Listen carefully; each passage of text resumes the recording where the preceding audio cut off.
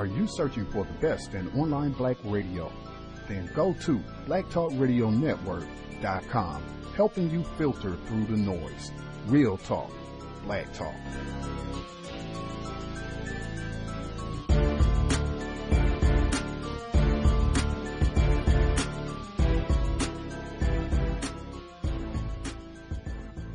Context of white supremacy, Gus T. Renegade, Justice, and for another broadcast, hopefully to share constructive information on the system of white supremacy. Today's date, Thursday, November 28th, 2013, so I have been told.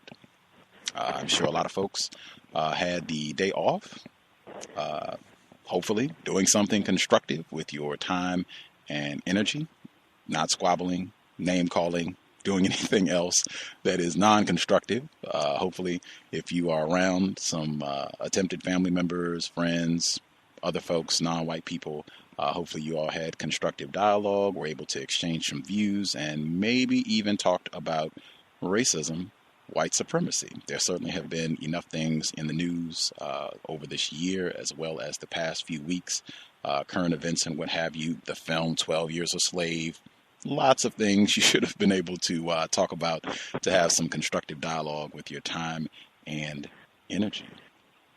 As we are big proponents of not wasting time and trying to do as much as possible towards solving the problem, producing justice, replacing white supremacy with justice as soon as possible, always look forward to hearing from Dr. Frances Cress Welsing. This would be her 21st visit. Again, author of the ISIS Papers, third generation physician, general and child psychiatrist. I think a lot of folks saw her in Tariq Nasheed's documentary film, Hidden Colors. Always supremely grateful for her being able to share a bit of her time and energy just to get some of her expertise and suggestions on things that we can do to become better in our efforts at countering racism. And just we are supremely grateful for her being dedicated, steadfast in her efforts to establish justice and help black people. Just super thankful she could hang out with us once again, and joining us live from Washington, D.C., our guest for the evening, Dr. Frances Cress Welsing. Dr. Welsing, are you with us? Yes, I am. I'm glad to be with you.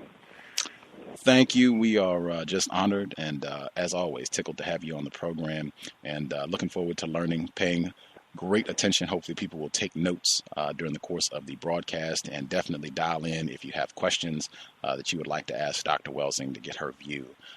Before we get started, how are you doing, Dr. Welsing? I'm sorry, say that again. I just said, how are you doing this evening, Dr. Welsing? I'm doing fine, and what I was thinking about today, this is called Thanksgiving, and I was paused to think, well, what am I most thankful for? And aside from family, I started thinking that the thing that I am most thankful for, November 28th, 2013, is that as black people, we now have the capability to understand the system of racism, white supremacy.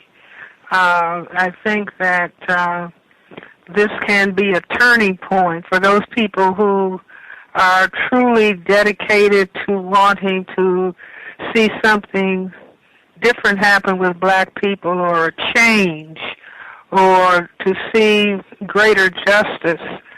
The fact that we can now really understand what it is that we're dealing with. And so that is what I am really highly thankful for, because it's going to enable us to move forward with each person being a leader, not necessarily requiring to be led by somebody else, but because we have a deeper understanding, we can all begin to understand, certainly those people who are committed to making a change in the 21st century. So I thought I would just share that. Outstanding. Hopefully some of those folks who are committed to helping out Black People Replacing Racism. They will be listening to the program and inspired by the exchange of views this evening. To start out with, I thought it would be great. We were speaking the other day. I've been telling people, if you have older family members or friends, people that you know who were alive in 1963 when John F. Kennedy was assassinated, to talk to them, see if they had any memorable anecdotes. A lot of that, certainly you had a lot of things that were happening related to racism, white supremacy, his assassination being only a few months after the March on Washington. And when I was speaking with you the other day, you had a pretty interesting anecdote. Can you share one of the rumors that you heard when John F. Kennedy was assassinated? Well, I was on the campus of St. Elizabeth's Hospital in Washington, D.C., having started a residency in general psychiatry. And I remember walking across the grounds, and somebody said that the president had been shot and that a black man was responsible. So I certainly remember that, and after, there was a correction of that. I don't know whether somebody had heard that on the radio, but that was what came to me.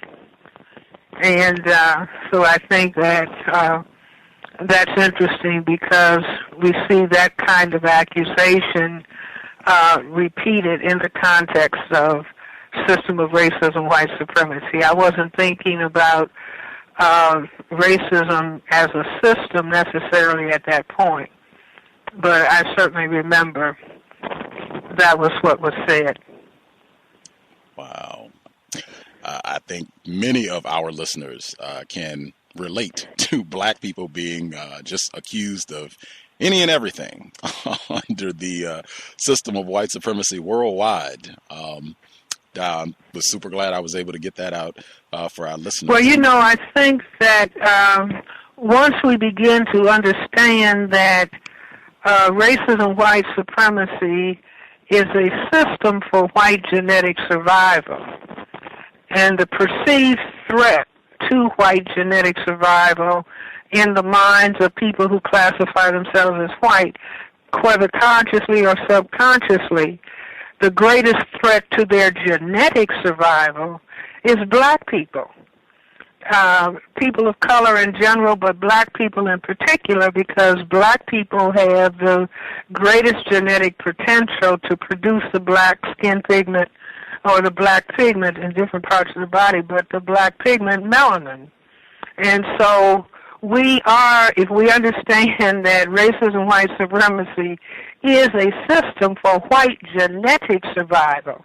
You see, if we go further and we start thinking about hate or just injustice in the abstract, and really begin to understand in depth that this is a system about white genetic survival, and then understanding that black people with the greatest genetic potential to produce melanin would be perceived as a threat.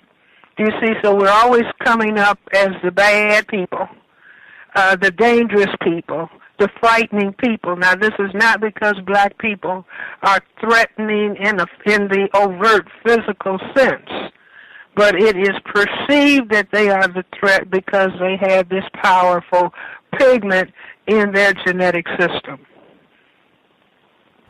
Mm-hmm. Do you understand? Absolutely, crystal clear, crystal black clear, as you say. And in fact, I wanted to play a sound clip, and I think it will coincide nicely with what you just shared, particularly about this being about white genetic survival, with regards to why the motivation for individuals who classify themselves as white, why they practice racism, white supremacy, and why black people especially are targeted, abused, and perceived consistently as a threat to white people. When I spoke with you just a couple days ago, you mentioned the white male author, John Grisham, and he's done a lot of books. I think a lot of people, even if they haven't read his books, I'm sure they have seen some of the movies that have been adapted from his books. A Time to Kill, they just celebrated, I think, the 20-year anniversary of the book, and they were talking about it's all about racism. Samuel L. Jackson is in it, and a lot of other big name at Sandra Bullock from from The Blind Side. He did an interview on the BBC. He actually did 2 interviews this year. He did one in the spring where he was talking about the anniversary for A Time to Kill, and they spent the whole time talking about racism.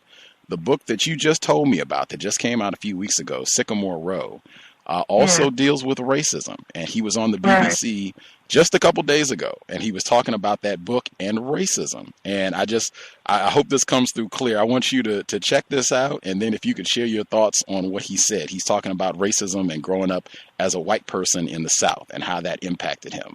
This is white author John Grisham. He's talking about A Time to Kill, Sycamore Row. This is from the BBC from November of this year. On the question of race in that territory, was there still a huge race issue when you were there as a young man? I struggle with racism every day because of the way I was raised, because of I was raised in an all-white world in Mississippi, and we thought it would always be white. What were your parents like about that? My parents were wonderful people, but not the least bit tolerant toward black people. And that's the way that's my DNA. That's the way I was raised. And it took a long time to become more tolerant. Is there any way then that you think that A Time to Kill and even this book is about atonement? For who? For Jake? For you? For the attitudes that you were raised with? Maybe. Because I'm Jake. Okay? And it was the book was very autobiographical. A lot of white people of my generation from the Deep South still struggle with racism and trying to overcome it. I think we're all racists. Okay. In what way? Just different levels. We prefer our race, and we're quick to condemn others. We're quick to look at life through colored glasses, and there's certainly different levels of it. But it's still difficult for me many times. And how does that manifest itself? Well, stereotypes. You expect certain things out of certain people. You see a gruesome crime. You see the suspects arrested, and the 2 black punks who killed a white businessman. And instinctively you think, okay, they're guilty, there's a level of tremendous dislike, and then you get past that and you say, okay, well, maybe they're not guilty, they're presumed to be innocent, maybe the cops have got the wrong people, which happens all the time, maybe you should try to understand where they came from. They probably never had a chance, they're probably born on the streets, raised on the streets, probably never were taught right from, so your initial reaction is to react negatively to many situations, and then you have to work through it. Do you think that the election and re-election of President Obama has fundamentally changed things for black people? I don't know. It's changed things for black people because there is such an enormous sense of pride and almost disbelief on the part of most black folks when he got elected. They never thought it would happen. No one would have thought it would happen 10 years ago. The downside is that a lot of black people thought that change, would finally arrive at a certain point and change was going to happen overnight. But then the expectations were so high that no one could ever achieve those expectations. John Grisham, thank you very much. My pleasure. Always fun. Context of white supremacy. I hope you were able to hear that clearly. No, you're going to have to give me the high points. I was able to hear the number of times that racism was spoken of. And he talked about being born in Mississippi and the way that he was brought up. Is that right? Yes, ma'am. Some of the high points, he said that racism is in his DNA. Mm-hmm. He said that his parents were nice people, but they were not tolerant of black people. He said that many of the white people that he grew up with, he's talking Mississippi, Arkansas, that they still have a problem with black people. He said that it's something that he struggles with, he works through on a daily basis still. He said he talked about specifically with stereotypes. He said if he sees a report where two black punks, end quote, that's what he said, two black punks committed a crime against a white businessman, and you immediately think negatively of these two black punks. And he said then you have to stop and think, well, maybe they were probably born on the streets and had a tough time and weren't raised properly, and maybe they're innocent, maybe they didn't actually commit this crime. And then he talked about President Obama being elected and how black people had a lot of pride and high hopes, but those expectations of him being able to change things for black people overnight were just impossible to be met. I think those would be kind of, oh, and he said that the character Jake in his books, Sycamore Row and A Time to Kill, that character is a reflection of him. Those would be some of the highlights. Well, that's very interesting, and I have respect for the fact that as a white person, he's trying to deal with something that I would say that he does not, I mean, he certainly knows about the day-to-day carrying out, and what white people think, how they talk amongst themselves about the issue of race. And I think that he is trying to be honest now. He's saying that he thinks racism is in his DNA. What's in his DNA is the inability to produce skin pigment. And along with all of the other people who have that genetic recessive trait, and what has evolved in the last 500, if not more years, about on a planet where the majority of people are people with skin coloration, that unless the people of color are suppressed according to the color code, if you're black, get back, brown, stick around, yellow, mellow, white, right, white would be genetically annihilated.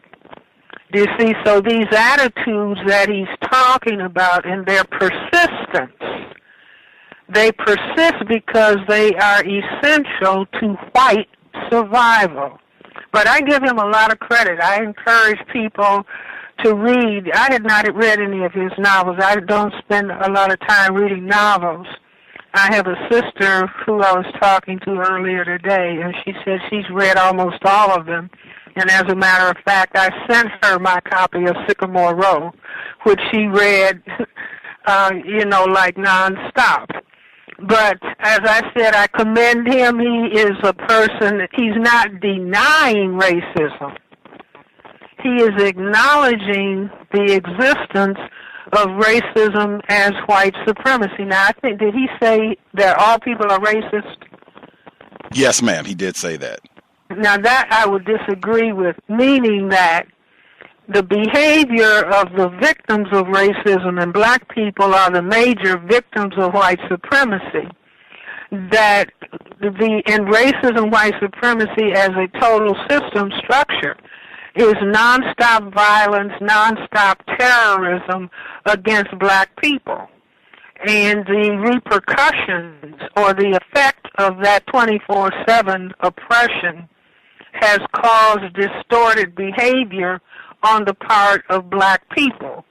And so because black people react to the violence and the terrorism of racism, white supremacy, which in most cases they don't really fully understand, they know that something is happening to them and that they can't get out of the box. But they don't understand the why it is happening. But the end product of behavior and the distortion of black family structure, as black people are attacked, and black men in particular, because it's the men who are perceived as being the threat to white genetic survival because only males, whether they're white, black, brown, red, or yellow, can impose sexual intercourse.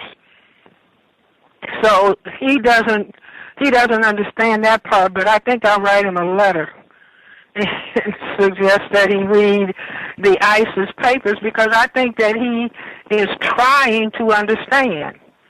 But I say that there is not in-depth discussion about racism as white supremacy. You have some white people calling themselves anti-racist and talking about whiteness and talking about white privilege, but they do not want to get to the core of the problem, which is whites' numerical minority status and their genetic recessive status. And so therefore, they don't want to deal with that. And so even though they call themselves anti-racist or whatever, they really are not serious about ending the system of racism and white supremacy, and they will not give credit to the black people who have probed the depths of what this issue is. They will try to discredit. I'm thinking specifically of a person such as Tim Wise, who would say that what Dr. Welsing says is pseudoscientific BS. You see, there would be no necessity to say that unless, and he has said that he's a racist, but many black people don't understand that he is racist or that he said he's racist, as he's trying to pretend that he's involved in anti-racist activity. Absolutely. You can visit the archives for folks who didn't know that. Mr. Timothy Wise admitted racist. He did say that on the program. It has been recorded. Before I move forward, I thought there was one really important point, and I don't read a lot of fiction either, but after I spoke with you, I immediately got a copy of Sycamore Row, John Grisham. You said that I guess there's a discussion between some of the characters in the book where they I think two lawyers. Okay. And two white lawyers in the book. And they're talking. And one of them, well, go ahead. You tell. No, ma'am. You can tell. I haven't read the book. You just the one where they were talking about race and money? Actually, well, there were two. I think the two characters were attorneys and talking about the problem of race in this story. And so one person said, well, it's all about money. And the other character said, race always trumps money.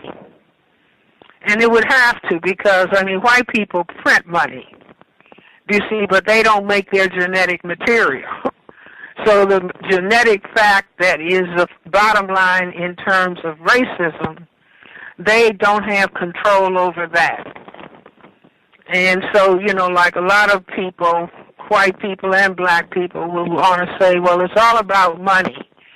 And race is something, you know, secondary or tertiary, but race is the key critical issue, because that's not something, I mean, it's about genetics, and white people are not in charge of the genetic makeup on the planet. Not yet, anyway. So his statement of that race always trumps money is something that black people need to pay attention to, because it does always trump money. Race trumps whether you're president of the United States or not. Do you see? Some people might say, well, if you're president, you're the most powerful person in this area of the world, in the United States. But we are seeing with the very election of President Barack Obama that he is demeaned and mistreated, and every effort is made to try to see that he fails or that his policies or recommendations do not go through. So even black people thought, wow, if we would ever have President of the United States, our problems would be solved. No, not at all. As long as you have the system structure of racism, white supremacy, one black man in a job is not going to change that reality, and that's the instruction that we are being given on a daily basis, seeing what indeed is happening to President Obama. And it just helps us understand even further that we're dealing with a total system structure, and that the system is about something critically important to people who classify themselves as white, and that's white genetic survival and the prevention of white genetic annihilation. So if we can get increasing numbers of black people to begin to understand at that level, and it's not going to come about in all of the people that we see as black spokespersons that we might see on television or we might see teaching at various universities. They are not allowed to talk about racism, white supremacy in depth. I was looking at, I think it's the 6th installment of Dr. Henry Louis Gates, Professor Henry Louis Gates at Harvard University.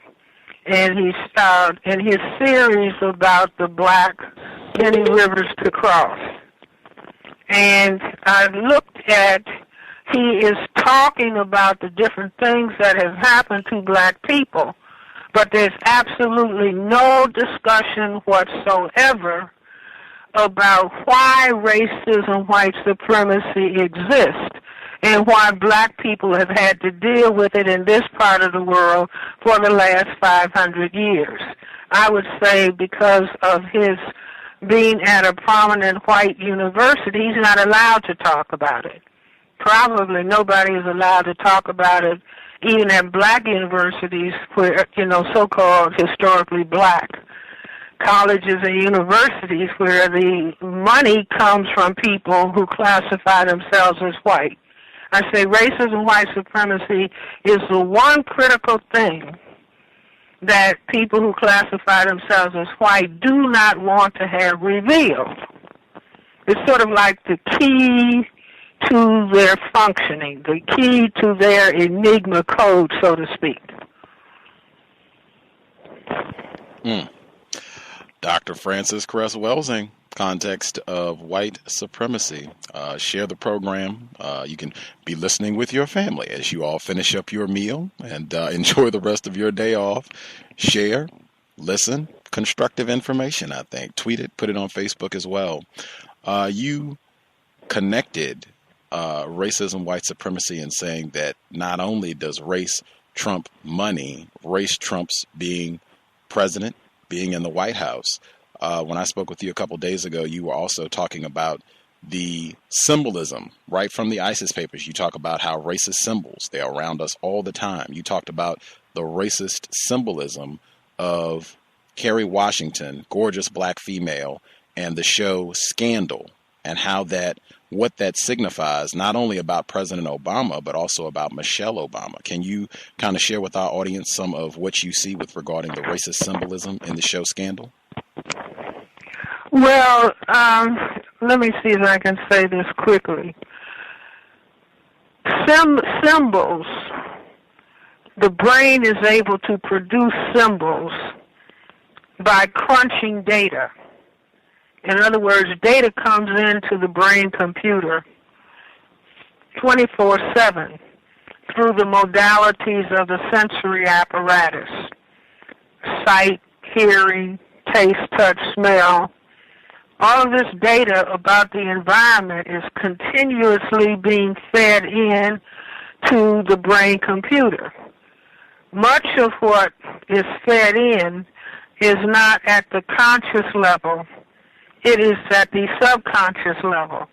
And if there are things that people do not want to confront, if there are aspects of reality that people do not want to confront consciously, that also gets stored in the subconscious, and it can become a part of what the brain will turn into various symbols about reality. And so I was struck by, in our conversation, we were talking about the television series Scandal. And I was saying that if you understand what I'm saying about the system of racism, white supremacy, then your understanding of why that, first of all, why that series was made, and secondarily, why it is the most important, or shall I say the most viewed video series on television. And black people are looking at it with a great deal of enthusiasm, or shall I say many black people are looking at it with a great deal of enthusiasm. I say if they don't understand racism, they don't really understand what they're looking at. Because if you understand racism and you understand that the enslavement of black people, so-called slavery, was only the first early phase of the system of racism, white supremacy, and that on the slave plantation, one of the things that the slaves talked about all the time, and I think, LeVar, you said that it was mentioned in 12 Years a Slave, was what black woman, what African woman was being used as a concubine by the white slave master. Now, I say that the film series Scandal is a replication of that. And black people's being interested in 2013 is the same way that they were interested when we were in formal slavery. What slave did the slave master pick to be his concubine? And that's the same relationship that exists in the film Scandal, but black people are looking at it as somehow the black woman is in power. And to me, what is also interesting is that her name is Washington. And that leads us to Washington, D.C., and to the White House itself, where the demeanment of the president and the demeanment of the First Lady, you've had white people commenting about the size of her rear end and demeaning her. And so this film or this television series, where the majority of white people who are looking at it are thinking she's just a hoe. Black people are thinking, oh, it's a wonderful relationship. Like many black people wanted to tell themselves that Sally Hemings' relationship with Thomas Jefferson was a love relationship. That wasn't a love relationship. That was a slave master's relationship imposing himself on a slave woman, a black woman, an African woman. That's nothing to be happy about. But again, see, the slave always wanted to be accepted by the master. I would say the most important thing for the majority of black people is to have white validation. And it's just like it's played out again in our religion. Black people pray that the image of a white God will love them. This is what we call Christian religion, as it is used and played out by black people. And that's what was also taught on the slave plantation. Slave, obey your master. Turn the other cheek and you'll get your reward in heaven. So it just plays out that we are dealing with a continuous system structure. And this is what we as black people are challenged to understand. I mean, as long as we are going forward talking about, not wanting to face the reality of a system of racism and white supremacy, we keep saying, well, why did this happen? Well, why did this black man get killed? Well, why did this one get killed? Well, why are all the black men in jail? Or why this, or why aren't they being educated? Why is it that the children can't read? During the slavery phase of racism, white supremacy, you would be punished if you tried to learn to read. So fast forward 500 years later, and the majority of black children are not learning how to read in school. All these many years later, and in the presence of a black president. You see, so you don't make progress in a system of racism, white supremacy. You may keep having the first one this, the first one that, the first president, the first president of a college, the first CEO. So you always have one or two people doing something, maybe 3 and 20 people doing something.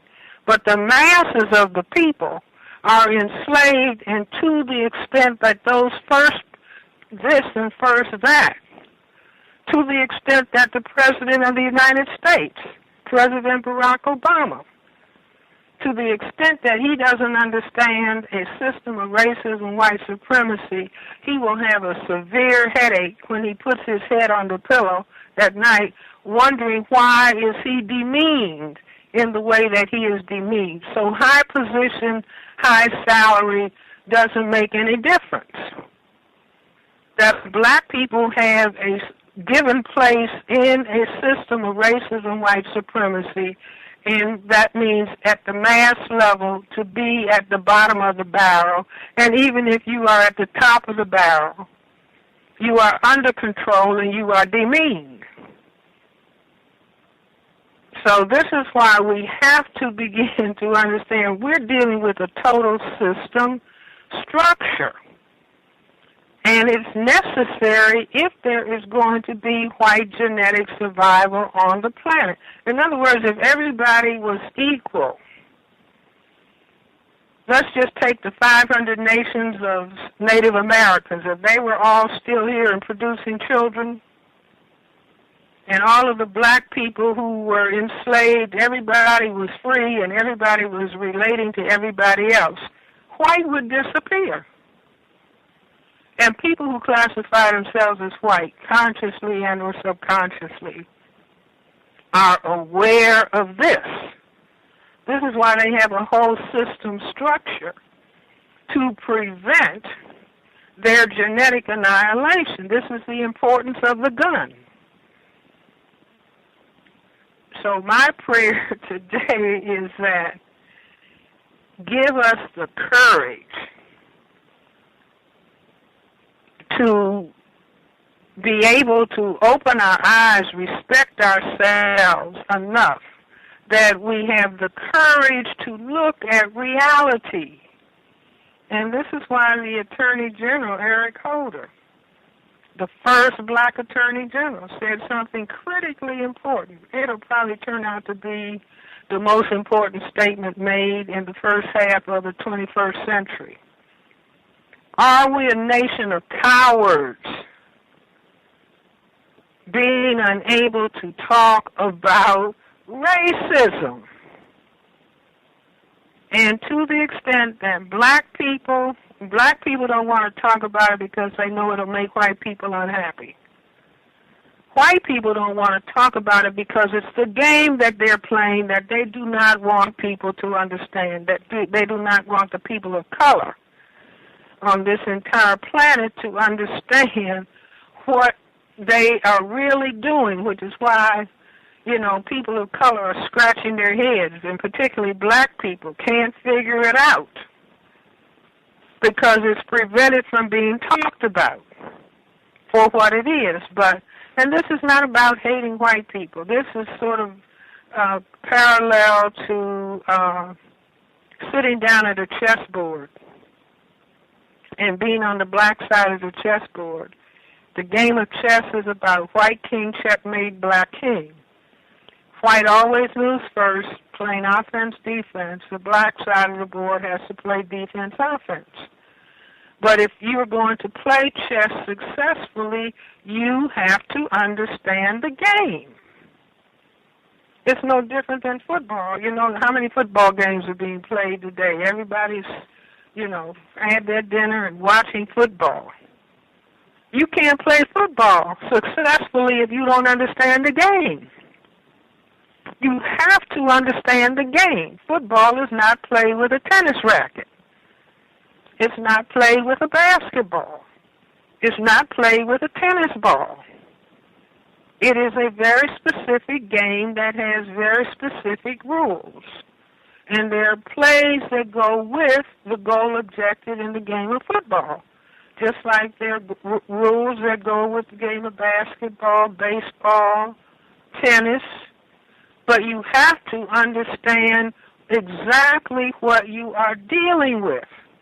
It's no different than a doctor.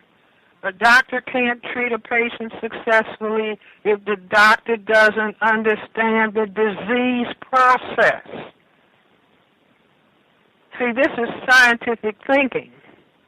And I say this is why, if the system of racism, just like in formal slavery, it didn't want black people to learn how to read, because if people learned how to read, they would learn how to think.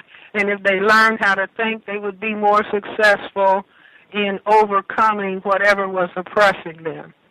The same is true now. You see, but slaves would be killed or beaten or have their hands cut off if they tried to learn how to read. Because you can't maintain control over people who are thinking. You can maintain control over people who are singing and dancing and clowning and playing all the time and not taking themselves seriously. You can maintain control probably for 50,000 years. But if people are taking themselves seriously, and you have to be able to read and you have to be able to think, and this is what the system doesn't want black people to do. So all these many years later, 50 years after the integration of the schools and the civil rights movement, and black people are saying children are failing in school and not knowing how to read. That's because the same system that prevented people from learning how to read when they were in formal slavery is continuous. It just uses other means. It looks like it's changing, but in fact, it's the same system, goal, objective. You see, before we were in physical change, now we're in psychological change. Change that prevent us from understanding what the real deal is and paying the highest salaries to people who are entertainers. And to prove that a lot of them are, they get high salaries, but if they hate themselves as they get those high salaries, then they will say it's okay.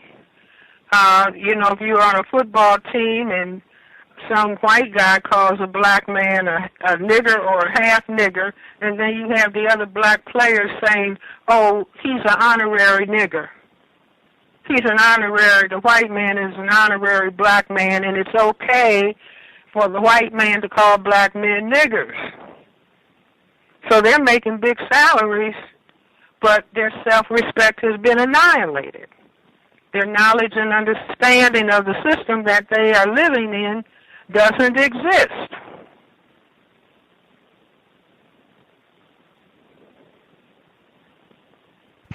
Context of white supremacy.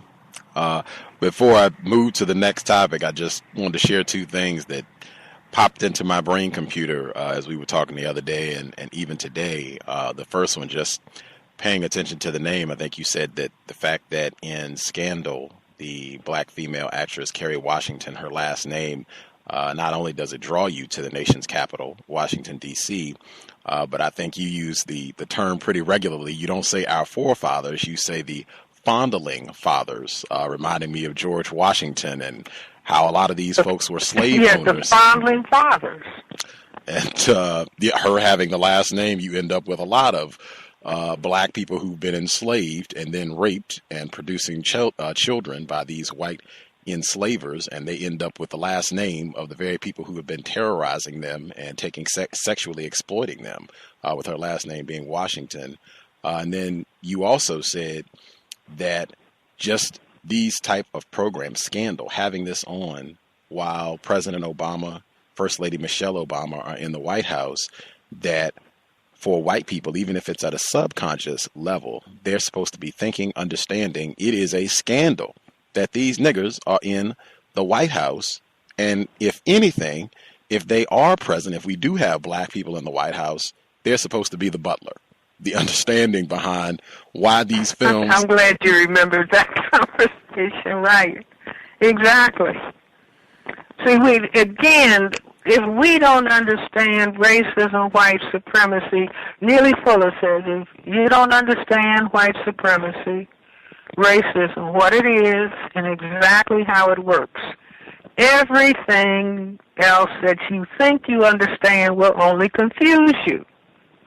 See, we have to look critically at the fact, why are we still talking about the same problem 100 years later, 200 years later, 300 years later?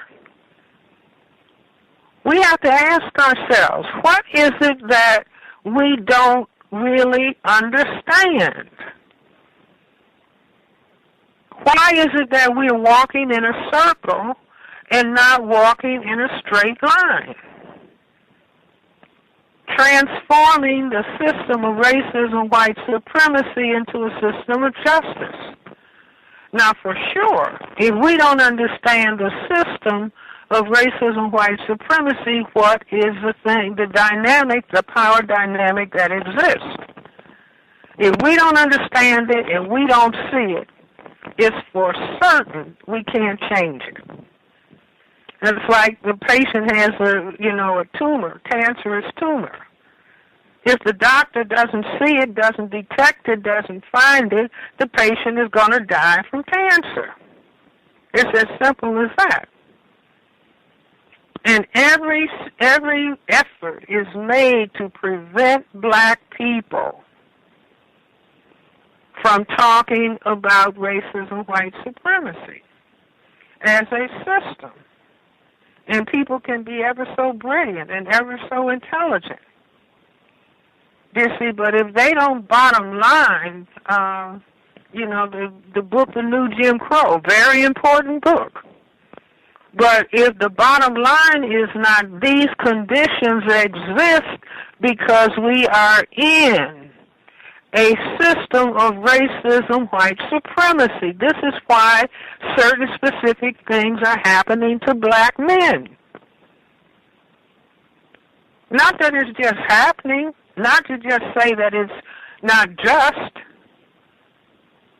No, it's happening because of a powerful system dynamic that necessitates white genetic survival, which means, therefore, that black men have to be destroyed. Further, black people have to be genocided. There's that word again, genocide, destruction of the genes.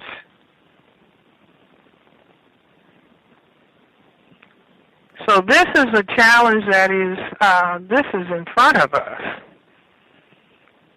And believe me, if people think that groups of people cannot be genocided, that's a mistake. 500 nations of Native Americans were genocided. You just have the remnants left.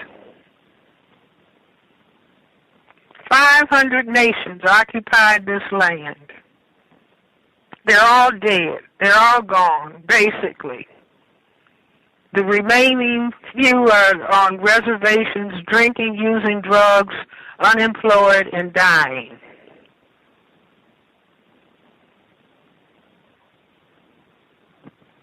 Now, that can be black people's story, too, if they don't begin to understand what they're dealing with and not spend any time hating white people, but spending all of their time, okay, this is what is happening. We are in a dynamic system structure of racism, white supremacy. It's not about just getting money. People who classify themselves as white print the money. They make the money. It's not dollars growing on trees and you have to harvest them. They make the money. They print the money. So the system structure, as we are informed by Neely Fuller's work, covers economics, education, entertainment, labor, law, politics, religion, sex, and war. This total system covers all areas of people activity, and it controls thought, speech, action, and emotional response. I say patterns of perception, logic, symbol formation, thought, speech, action, and emotional response. And all of this behavior is geared towards white genetic survival and preventing white genetic annihilation. The production of money, who gets the money, who gets the jobs, who gets the education, all of it is determined by the goal objectives of the system of racism, white supremacy. Now, when we have a critical mass of black people that are thinking and understanding in this way, we will begin to make inroads on the problem.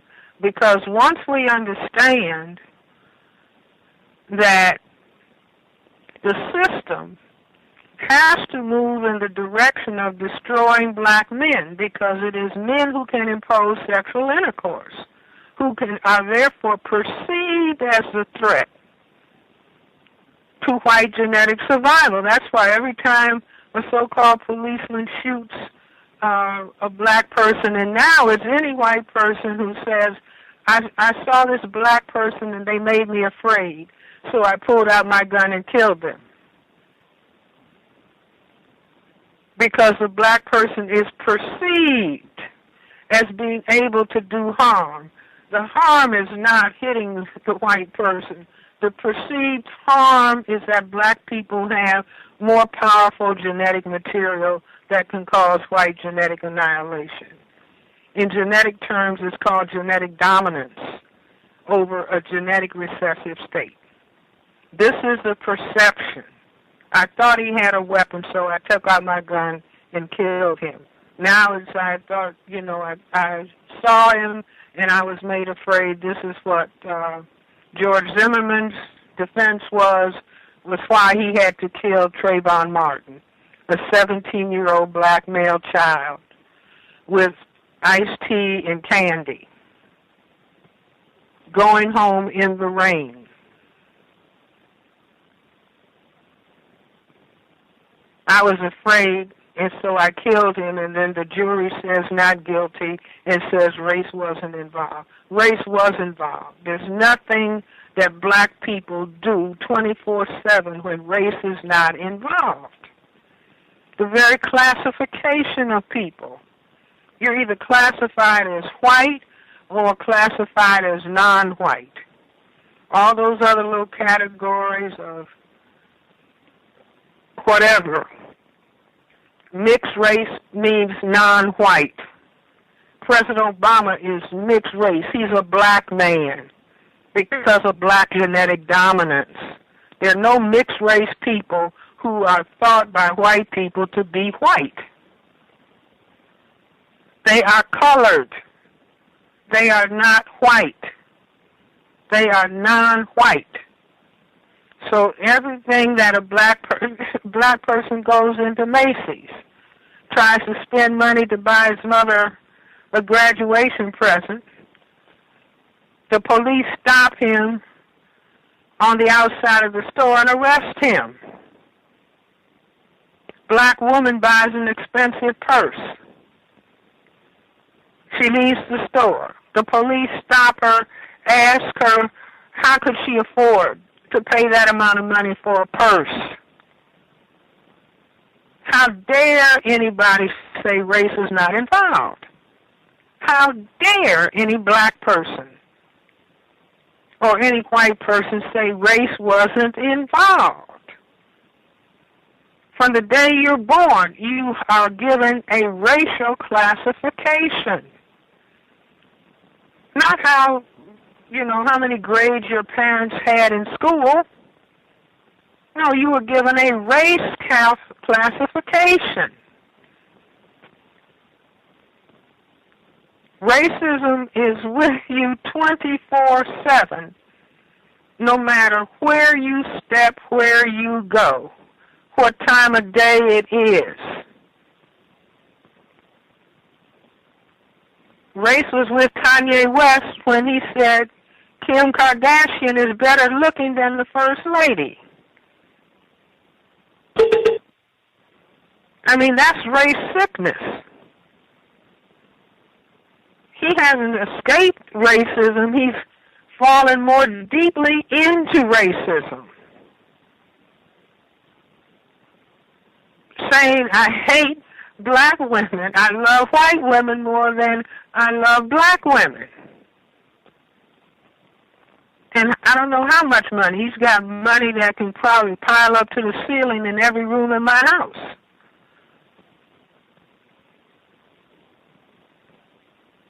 So money didn't save him. Money didn't save Tiger Woods from losing it all.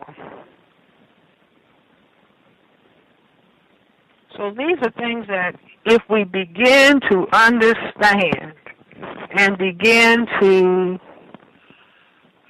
really respect ourselves,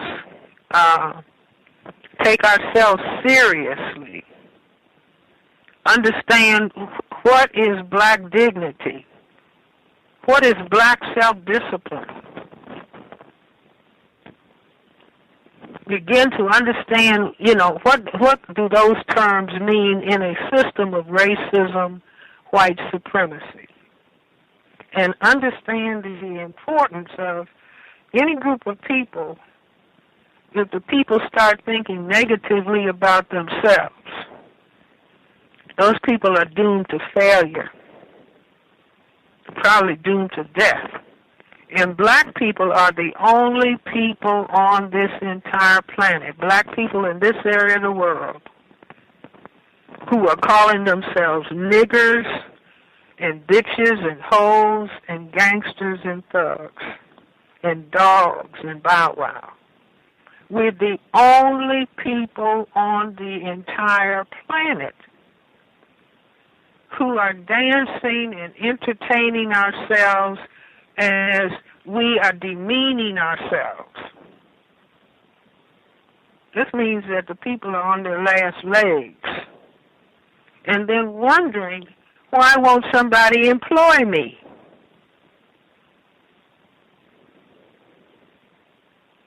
Why should somebody employ a gangster, a thug, a bitch, a hoe, and a dog?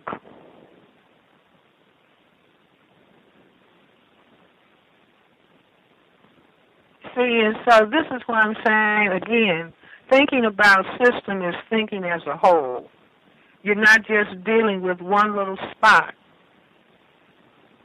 You are thinking of the entire. This is like somebody walks into a factory where they're producing automobiles, and the particular office that the person walks in might be the clerical unit, let's just say, or the IT unit. And so that's all a person sees, and so that's all they focus on, that just one thing. They don't see the entire factory and all the different units that are producing different parts of the automobile. They don't see the whole thing.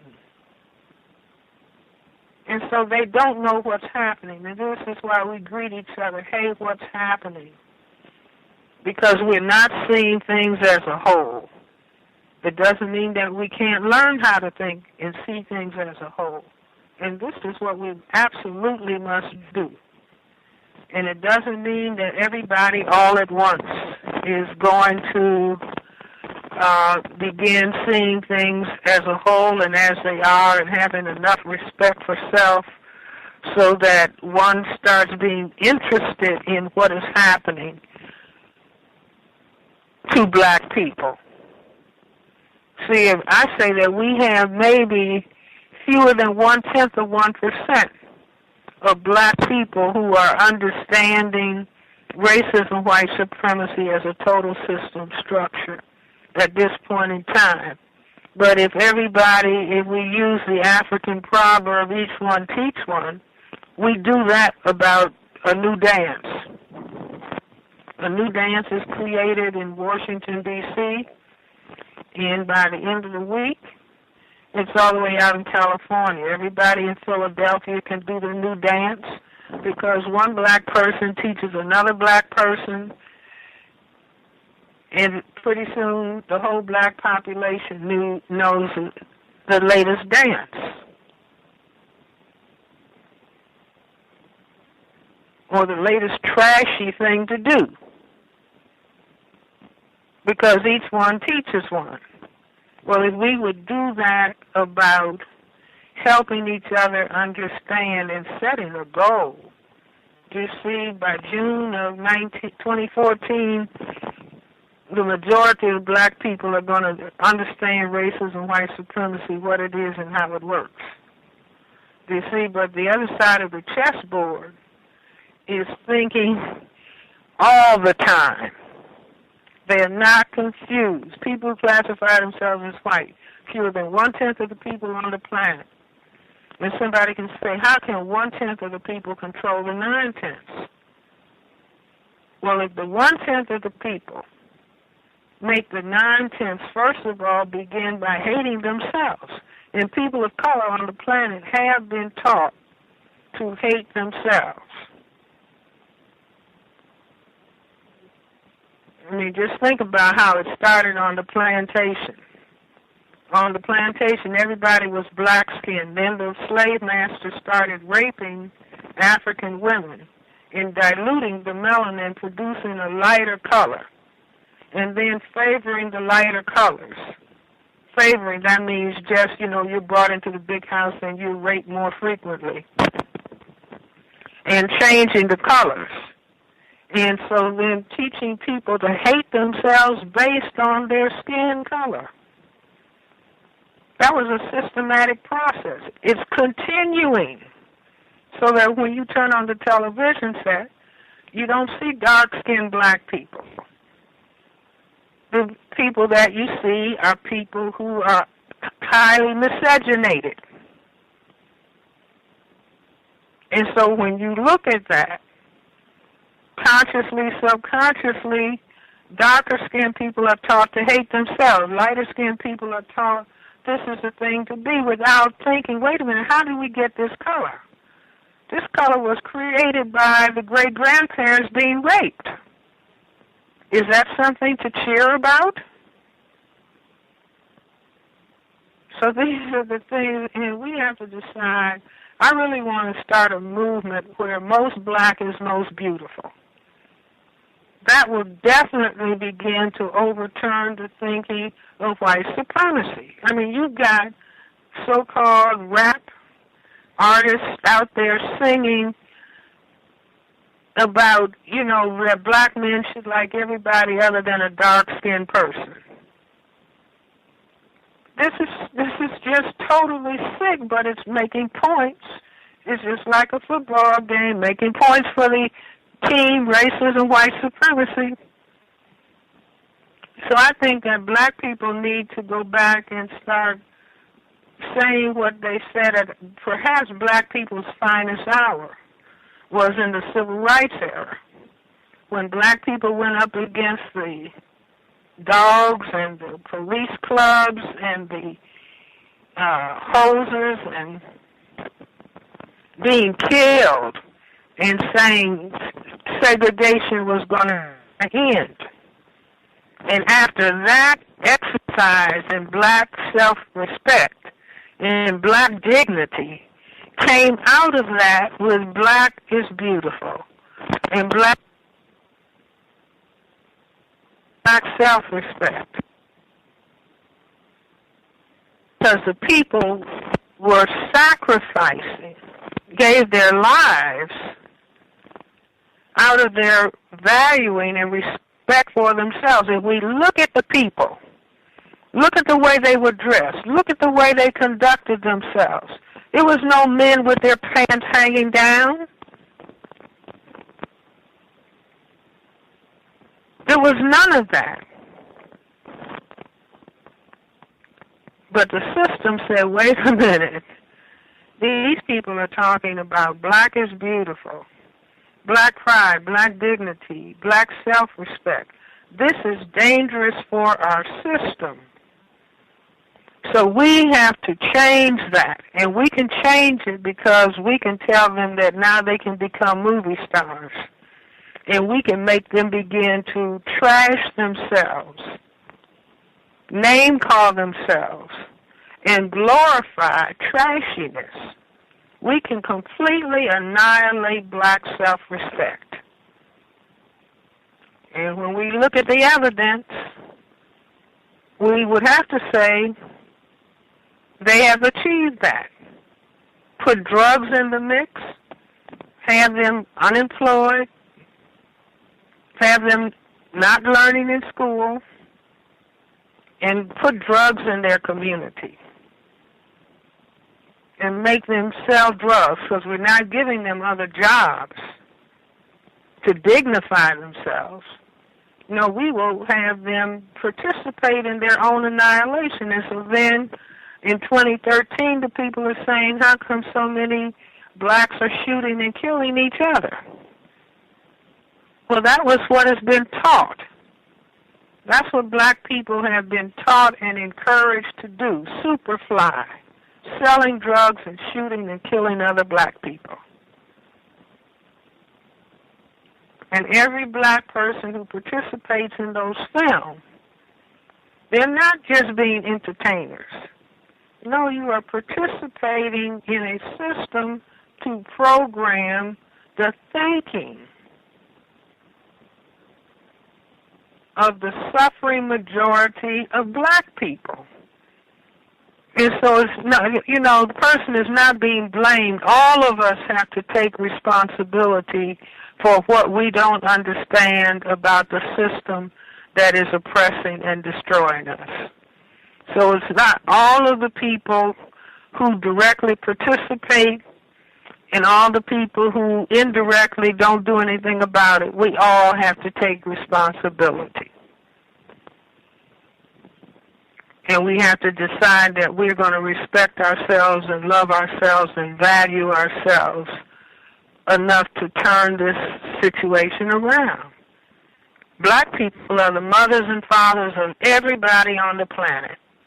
We're the parents of white people. White people are mutations, genetic mutations to albinism, meaning people who don't have the ability, because it's a genetic deficiency state, they don't have the ability to produce melanin skin pigment.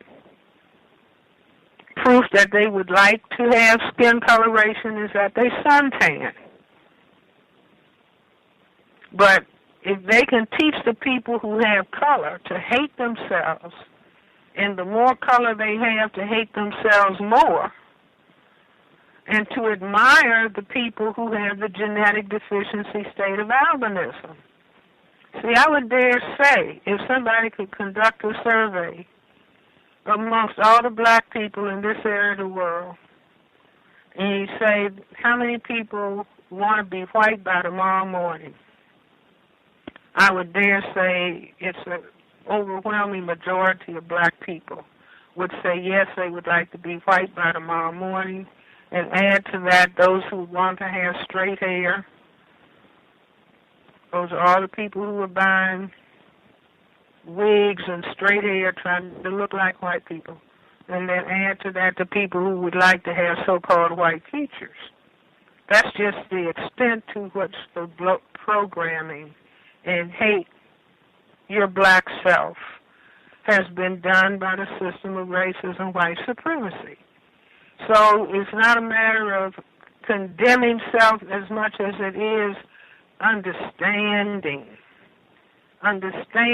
why we are doing certain things and what are the things that we need to do if we are going to help change the system of racism, white supremacy, and produce justice on this planet. And Neely Fuller has an excellent definition of justice. He says nobody is mistreated, nobody is allowed to be mistreated, and those who need the most help get the most help. So just being able to envision and imagine, I started looking at television and just killing people all over the world. Car bombs, 40 people dead. Car bombs, 10 people dead, 100 people wounded. This is a sick dynamic going on in the world. Absolutely sick. And see, once human life is devalued, nothing else really has value. And so then people will wonder, well, what about the sexual molestation of children? Well, if human life has no value, as horrible as one might think sexual molestation of children is horrible, but if human life has no value, then nothing else has value. And we, as the parent people on the planet, we need to, maybe we're the only people who can even begin to think about that. The people who classify themselves are desperate, white genetic survival by any means necessary. Any means necessary means mass killing on the planet. And then people want to get excited when they see events like Sandy Hook and a white young person gets a gun, goes into a school, and starts shooting children and killing teachers. See, I say that is a symptom of a culture where mass murder has become necessary. Mass murder in Afghanistan, mass murder in Iraq, mass deaths in Haiti. Killing. All the money spent killing. Every human being could have decent housing, decent clothing, decent food, high-level education, and then you can see the beauty of what human beings could possibly be. And this is why it's critical. It's critical to talk about racism, white supremacy. It's really critical for white people. Do you see? But you have people who classify themselves as white playing around with words like whiteness. Whiteness sounds like cotton candy, as opposed to terrorism and death dealing. You see, it's critical and important to get to the death, but people who classify themselves as white may be too deeply influenced. Well, I forget about justice. White genetic survival is what is happening. That just means the practice of racism, white supremacy. But black people and people of color have everything to gain by developing their self-respect as people of color and being determined to produce justice on the planet and to get rid of the various sicknesses that come with the package of racism, white supremacy. Context of white supremacy. Again, author of the ISIS Papers, third-generation physician, general and child psychiatrist, Dr. Francis Cress Welsing. I do see folks that dialed in. Want to see if we can get some of the folks who have questions. The number to dial is 760-569-7676, and the code is 564-943#. Press *6 if you have a question for Dr. Welsing. The number one more time is 760-569-7676, and the code is 564-943#. #3#. Press *6 if you have a question. We'll go right down line. There are a lot of people who have questions, so we don't really have time for statements. Just get your question, and we'll roll. Make sure we'll see if we can get everybody who dialed in with a question. Remember, tweet the show, put it on Facebook, share, encourage other non-white people to tune in if you think the broadcast is constructive. The person who dialed in, last 4 digits, 5065. 5065. Did you have a question for Dr. Welsing? Yes. Good evening, Gus, and good evening, Dr. Welsing. It's a Good evening. pleasure to talk to you. It's such a pleasure to talk to you. This is my first time talking to you. I've heard many of your lectures and looked at them on YouTube and everything, and your visits here on the cows. My question is, well, I have 2 questions. The first one. Do one at a time, dear. If I'm not being too personal, are you a parent? Am I a parent? No, I'm not. You are not. Okay. That's not my assignment. Yeah. I'm gonna go ahead and ask my question anyway, since some of your practice is dedicated toward children, and I have been thinking about being a parent and everything. What is the minimum? Well, not the minimum, but I would say, what advice would you give as far as rearing children based on your practice, and what guidance would you say children need and that type of thing? That's my question. Okay, let me just repeat it. You say, what guidance do children need? Yes. Is that the question, dear? Yes.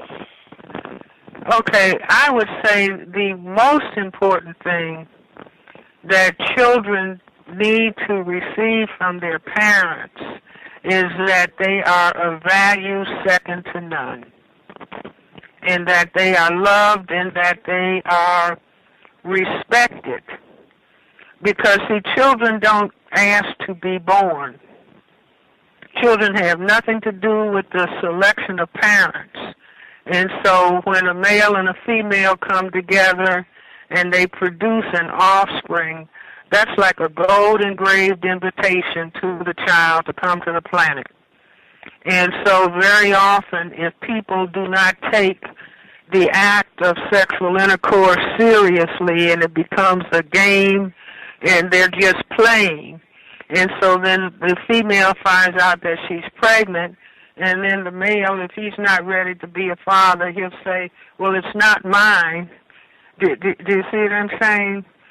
So that what is being taught to children, the most important thing, that they are of value, and this is why I give the advice, in the system of racism, white supremacy, black people should seriously consider not having children until they are 30, and men need to be 35, no more than 2, no closer together than 3 years apart.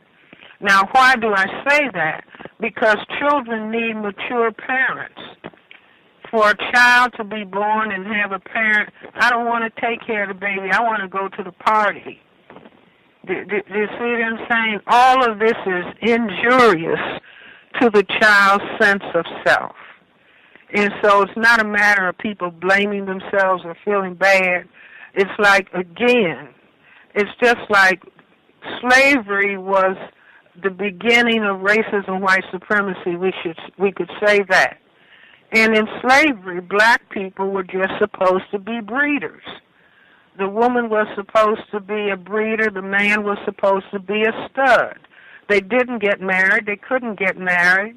And the slave master would ship the children away to another plantation, sell them to somebody. And that's no different than what we have going in foster care, where people are playing with sex, producing children they can't take care of.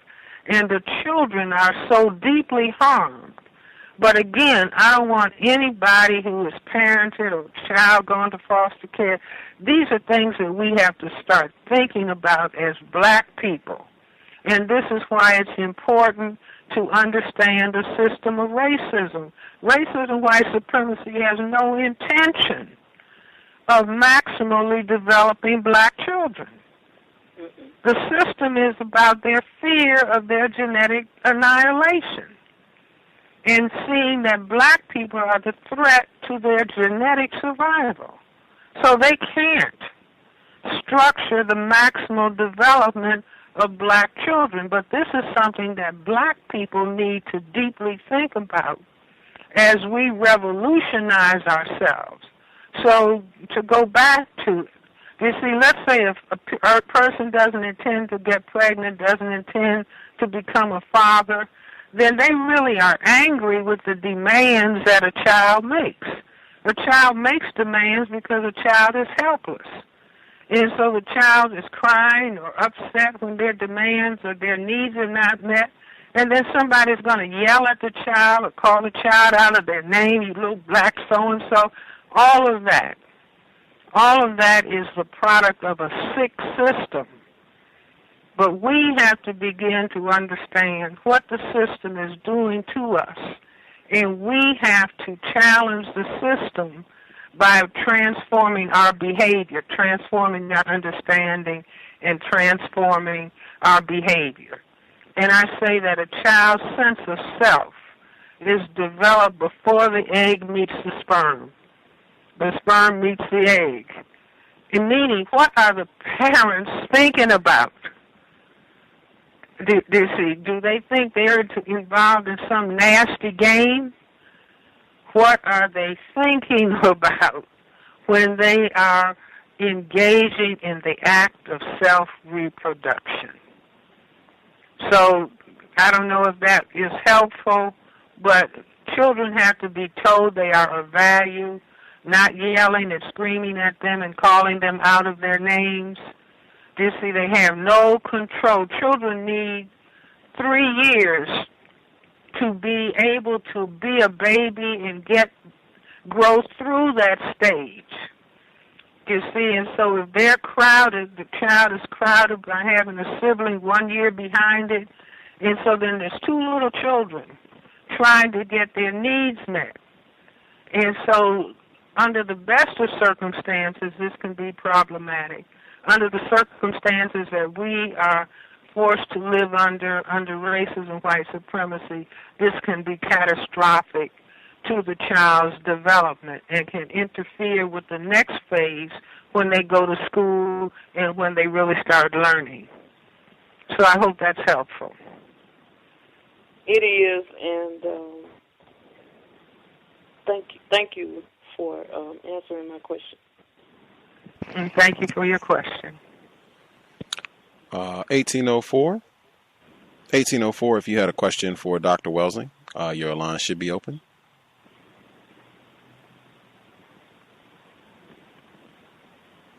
Uh, 1804, are you there? Did you have a question, or are you just listening in? Yes, I do. Can I be heard? Yes, ma'am. Good evening. Good evening. I have 2 questions. The first question is, Dr. Welsing, do you think that it's possible the reason that in Scandal they have a kind of master-slave proxy relationship, is it possible that the reason that is because they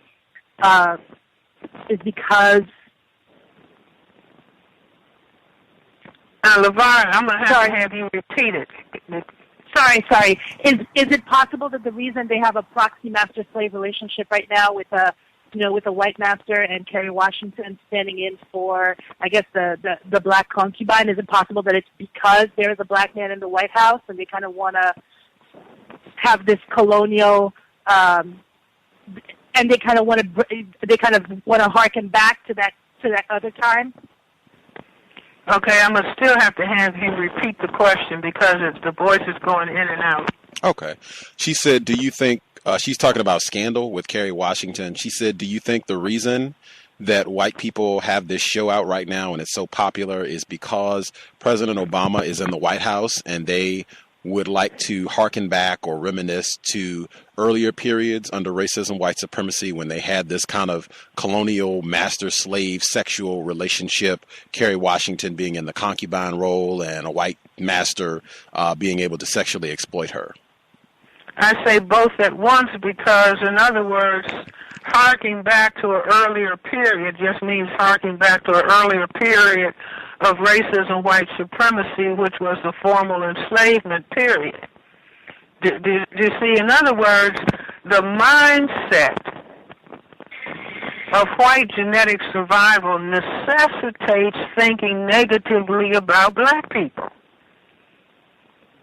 And so think of the things that people have said about the First Lady.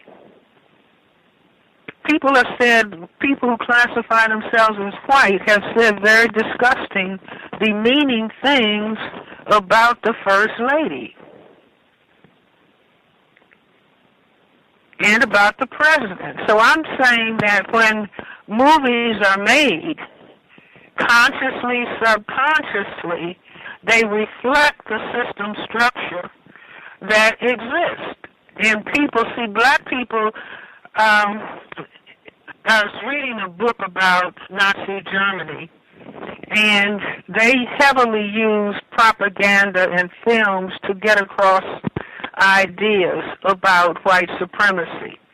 And one of the things that was said, that movies are very important because people go to the movies or they're looking at entertainment and they are in a very relaxed state. And so they don't perceive consciously all of the messages that you intend to have go into their brain computers.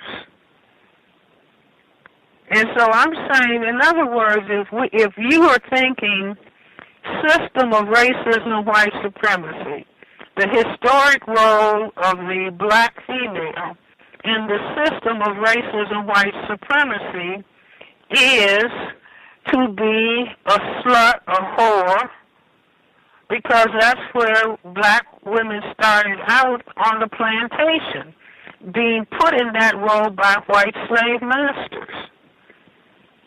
That's the mindset for the system. And so this is the system being about white genetic survival. So white people looking at that go to that. And I think, LeVar, you told me that in the film 12 Years a Slave, one of the important things that the slaves on the plantation talked about was what slave female was in a sexual relationship with the slave master. Now that film is coming out simultaneously with Scandal. So the system is speaking about itself in symbolic ways. And it just happens that the actress, Kerry Washington, takes your mind directly to Washington, D.C., takes your mind directly into the White House, takes your mind into the demeanment and the degrading of the people in the White House. Black people would like to think, we have a black president, this is wonderful. We have a black first lady, this is wonderful. We have a beautiful black family and grandmother, this is wonderful. This is what black people want to think. White people, in large measure, want to think the negative things that are being said about the president, the first lady, every day in the news. So black people want to think, oh, this is wonderful. This is black actresses in this role. In this role doing what? Is this any different than Monster Ball? Is this any different than Russell Simmons putting out some movie or video where he has Harriet Tubman having sex with the slave master? And he says this is the funniest thing he's ever seen. Is this any different?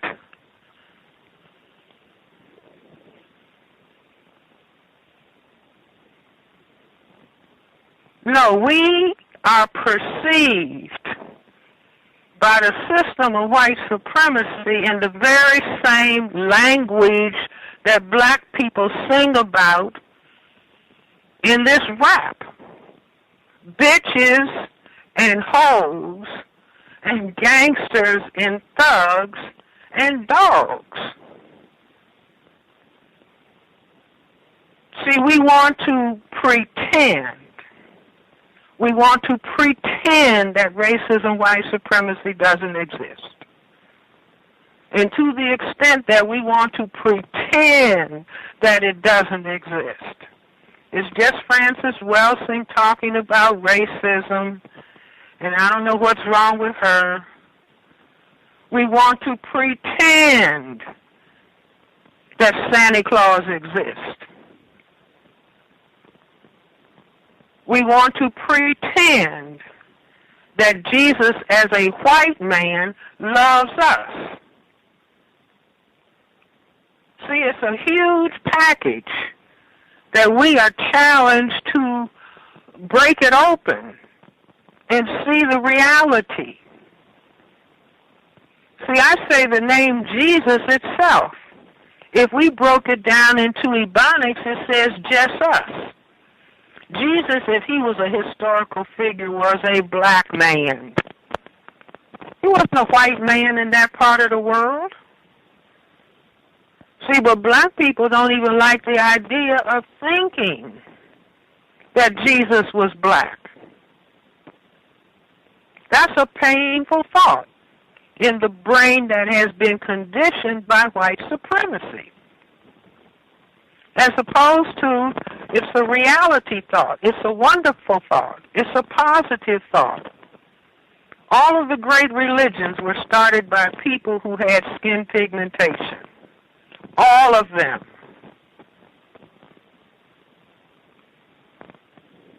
You see, so I say that the psychological conditioning that is a part, and I'm talking about Christianity. I'm baptized Baptist, christened AME, baptized under the water. But so what? We are challenged to look critically at the system that we have been born into, that we are a part of. Why? Because we are in a tragic state. 70% of our families, single-parent households. 1 million black men in jail. Children failing to learn in school. We are on the genocide slide. So when we don't try to wait a minute, let us wake up and let us start thinking like grown-up people. Stop wondering why are the children doing what they're doing if the grown-ups refuse to think as grown-up people, meaning think about reality. Forget about fantasy. What is the reality? So this is what we're challenged to do. See, the brain, it's like a person who says, if you say the word Jesus, and the person's brain automatically goes to that white image that you're taught to think about. See, we're coming up on December, and pretty soon it's going to be Christmas, and think about all the images of Christmas in a milk-white Jesus. All of that's a lie and a distortion, meaning those images. If Jesus was a historic figure, he was black. In that part of the world, he was black. Even Billy Graham says Jesus couldn't have been white. But this is what is in the minds of people. Just like if you say to a black person, what's the most beautiful girl you've ever seen? Does the image of a crystal black woman come to your mind? Chances are it doesn't. What's the best looking man? Chances are light skin, curly hair, maybe gray eyes. That might come to the black person's mind. All of that's conditioning, not the crystal black. Handsome man. Beautiful crystal black woman. So it's opening our minds up to reality, opening our minds up to black self-respect, opening our minds up to what do we have to do to save ourselves, develop our children.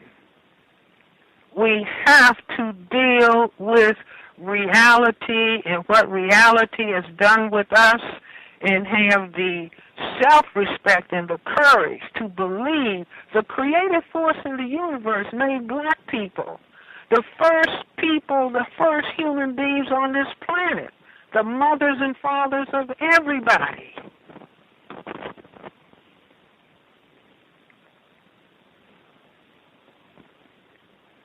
What did the creative force have in mind? Are we supposed to be the least amongst the people, or are we supposed to be the most? We're the parents of everybody. So all of this, you see, I want people to be able to think deeply. It's just like thinking deeply about the meaning of all these ball games that people are looking at today. You won't understand the ball games unless you understand system of racism, white supremacy. You won't understand ball games and big football games going on where a big brown ball is going into some white upright legs and white cheerleaders in short dresses standing on the side. No, at one level, very superficial level, just looking at the surface. But going deeper into an understanding, it fits exactly in with racism, white supremacy.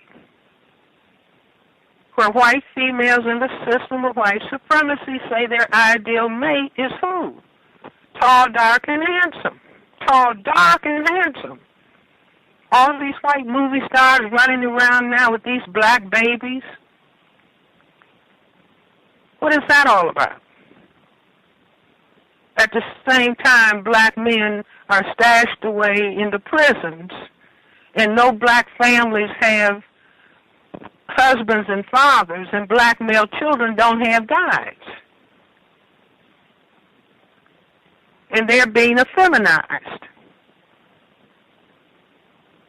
So the hour is late, and this is time for us as a people to value ourselves and love ourselves and respect ourselves enough to decide we're going to start looking deeply. We deserve to have these problems solved. We deserve to solve these problems ourselves, but we won't do it if we are not going to have the courage and the self-respect to try to understand what has been annihilating us for 500 years.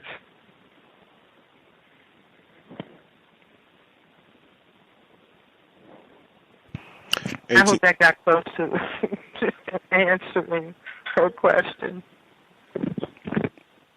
ATO? Yes, my second question was, I recently found out in meeting Shik Ana Jop, and this is something that, I'm probably really late on everybody else, but I recently found out that apparently in ancient Egypt and in, I guess, ancient Africa, white people were considered untouchables. And I'm wondering if that could be as much, if not more, of a reason for the fact that they built a global system of white supremacy. Do you think that trumps the theory of fear of genetic annihilation, or do you still think that genetic annihilation is the main reason? LaVar, repeat that to me, please. She said she's been reading the work of Shik Ana Jop, where he talks about white people in Egypt, the continent of Africa, ancient Africa, being enslaved, and she wanted to know if you think that white people being enslaved in Africa at some point in time, if that could be a greater motivation for why they decided to construct the system of white supremacy, if you think that could even trump white genetic annihilation with regards to why white people are practicing racism? No, absolutely no. I think that the fact that white people are albino mutants from black people, and black people, if we want to go back far, the fact that black people put white people out of Africa, and we see African attitudes towards albino mutations to this very day. Do you see where they shun them and have treated them negatively, so they forced them out of Africa, and that's how they got into Europe in the first place. So it's like not just saying one thing is the cause. Can you analyze the problem and you see where many things that are happening can be related to the same thing, can be related to the fear of white genetic annihilation. In other words, when white people decide that they need to cut off black men's genitals, you see, the fact that black people may have enslaved white people, that doesn't explain that. There's no history of black people cutting off white people's genitals. White people, white men in particular, have been fearful of genetic annihilation, and so they have cut off black men's genitals. So it's taking not just one piece of information, but taking many pieces of information and seeing whether they can be logically tied together.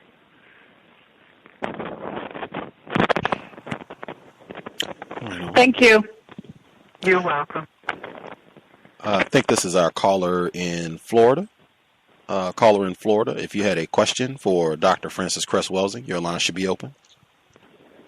Go ahead and tell it, Doctor. I appreciate you, Dr. Welsing. Dr. Welsing, I have a question on two incidents that taken place over the past month. The first one, and I want to know your take on both of them. The first one is the Miami Dolphins locker room, the workplace racism that took place in the locker room of the NFL franchise, the Miami Dolphins. What's your take on it? And the second one is the incident involving the non-white black female, the mother with her 4 to 5 children that was shot at by the enforcement officials, I think in New Mexico. I'm not sure on exactly where it was done at. And I'll just listen to what you have to say about it, ma'am. Okay, well, I would say these point of different dimensions of the same problem of racism. The Miami Dolphin incident, where you have a white male calling a non-white male said to be mixed race, but he's black, and calling him a nigger. And I would just wonder, of course, that should not be, just like the black players who took the side of the white man, said the white man is our brother or honorary black man, but somehow the black man is not, their choice to befriend or to back. And the black players who ended up saying that it's okay to be called nigger. So to me, that points up, of course, aspects of the system of racism, white supremacy, and the demeanment of black people. And beyond that, black people saying, well, we like this. The other dimension that I've wondered about, the player who is supposed to be mixed race, the fact that you had a black person and a white person together producing an offspring, did they fail to teach this person, this offspring, about the reality of racism, or were they in that relationship denying that race is a very critically important thing, racism in this society? see many couples who are black and white, and they come together and they think that they are annihilating racism, white supremacy, and they fail to talk about racism, white supremacy in that relationship. And so very often as a result of that, the children are going to be people of color, and they are wounded and harmed by the racism.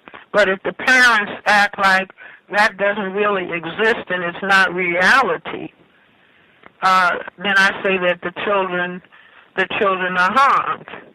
Now the black female and her children who were in the car and that was, being shot at in that way by the police, my thought would be is if it was a white female and the officers realized that, wait a minute, this is a white female, they would not have been shooting at that car and trying to break the windows of that car with a white female and white children sitting in that car. I just, that would have to be shown to me to be the case. I don't believe they would have done that if the person was white. But again, racism is the substance. It's the warp and the weft of this civilization. But people try to pretend that it's not there. Black people want to pretend, and white people want to pretend. And so then all of these events happen, and then the next question, why did that happen? Oh, what was going on? What if we were talking about racism? There's a book, Breaking Rank, I think the name of it, by Norm Stamper, a white police officer retired from the West Coast, and he wrote in his book about what white police officers, even in their training, are taught to think about black men and black people. Mm-hmm. The police are protection, the first line protectors of the system. And so what is the system? The system is racism, white supremacy. Now, people were talking about it and trying to come to terms with reality, that going back to the discussion about John Grisham and his interviews and what he has said about himself, about being born in Mississippi and what the attitudes of white people in Mississippi are. He's making a contribution because he's talking about reality as opposed to denying that all of this pattern of thinking actually exists. It exists. And people don't want to talk about it. If people talked about it, then maybe those police officers would begin to have some other thoughts.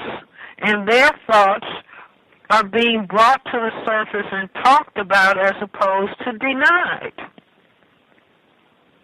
And again, black people contribute to the denial, even though they contribute to the denial because they're afraid of white people. I'm afraid of white people. You see, but I'm afraid to not talk about this reality. I'm more afraid, let's put it that way.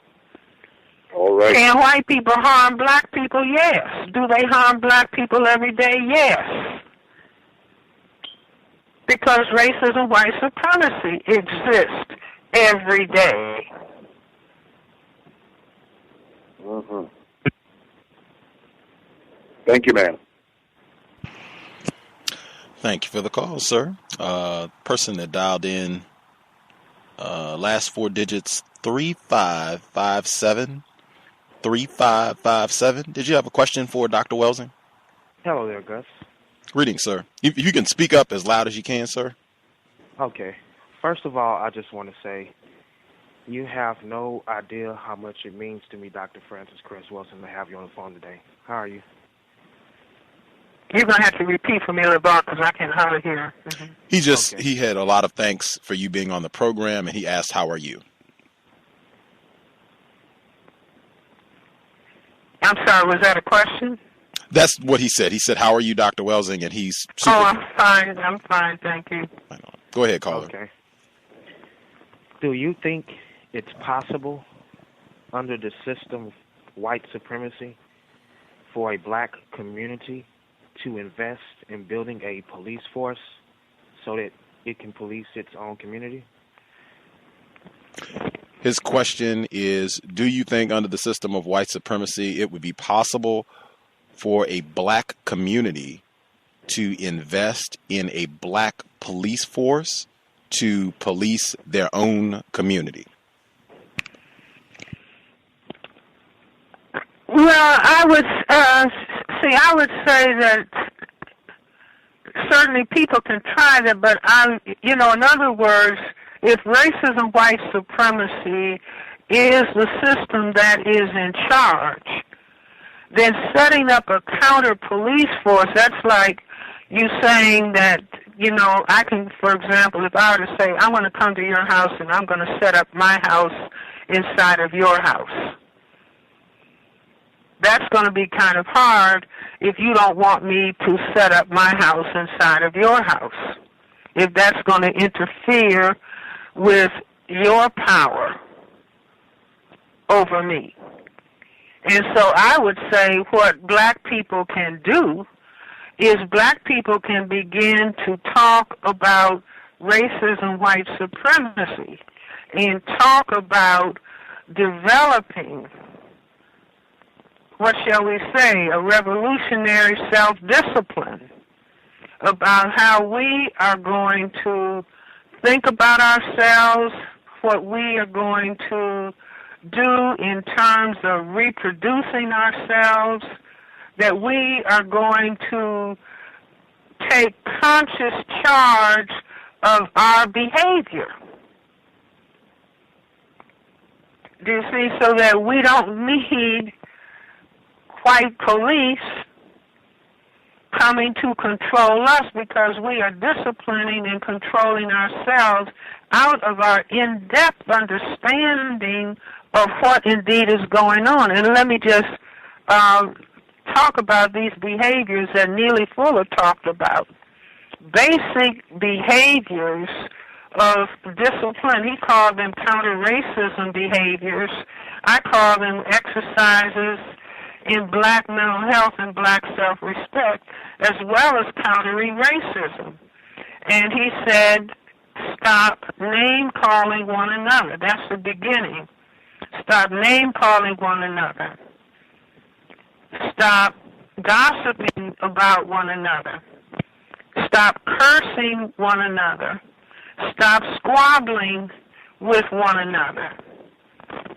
Stop snitching on one another for reasons of personal gain. Stop being disrespectful and discourteous to one another. Stop fighting one another. Stop killing one another. Stop robbing one another. And stop stealing from one another. See, this is a remarkable list of behaviors. These are negative, self-destroying behaviors that develop in a system that is destroying black people. And if black people begin to understand these negative behaviors are fostered by the system of racism, white supremacy, they do not enhance how we function as individuals and how we function collectively with one another. And so we as individuals, nobody imposing this on anybody else, but as individual people deciding they are going to lead themselves in this system of racism so as to break the system of racism, white supremacy, and replace it with justice. And so I add to that list, stop using and selling drugs to one another. Stop making black children think that as children they can be adequate mothers and fathers. Black people don't need to reproduce themselves until they are in their 30s. And everybody gets an education and becomes self-sufficient, meaning knowing how to take care of self.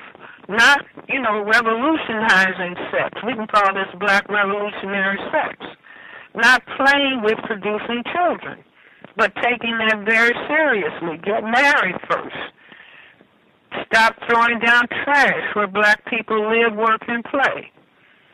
Stop pretending that racism, white supremacy does not exist. Start believing in prosperity. Stop believing in welfare.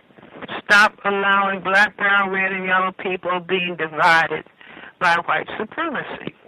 Now these are, see, in other words, if people decided as individuals, if black people talked about, look, we've got something new going to break the back of racism, white supremacy. It's how we are going to relate to ourselves and relate to one another.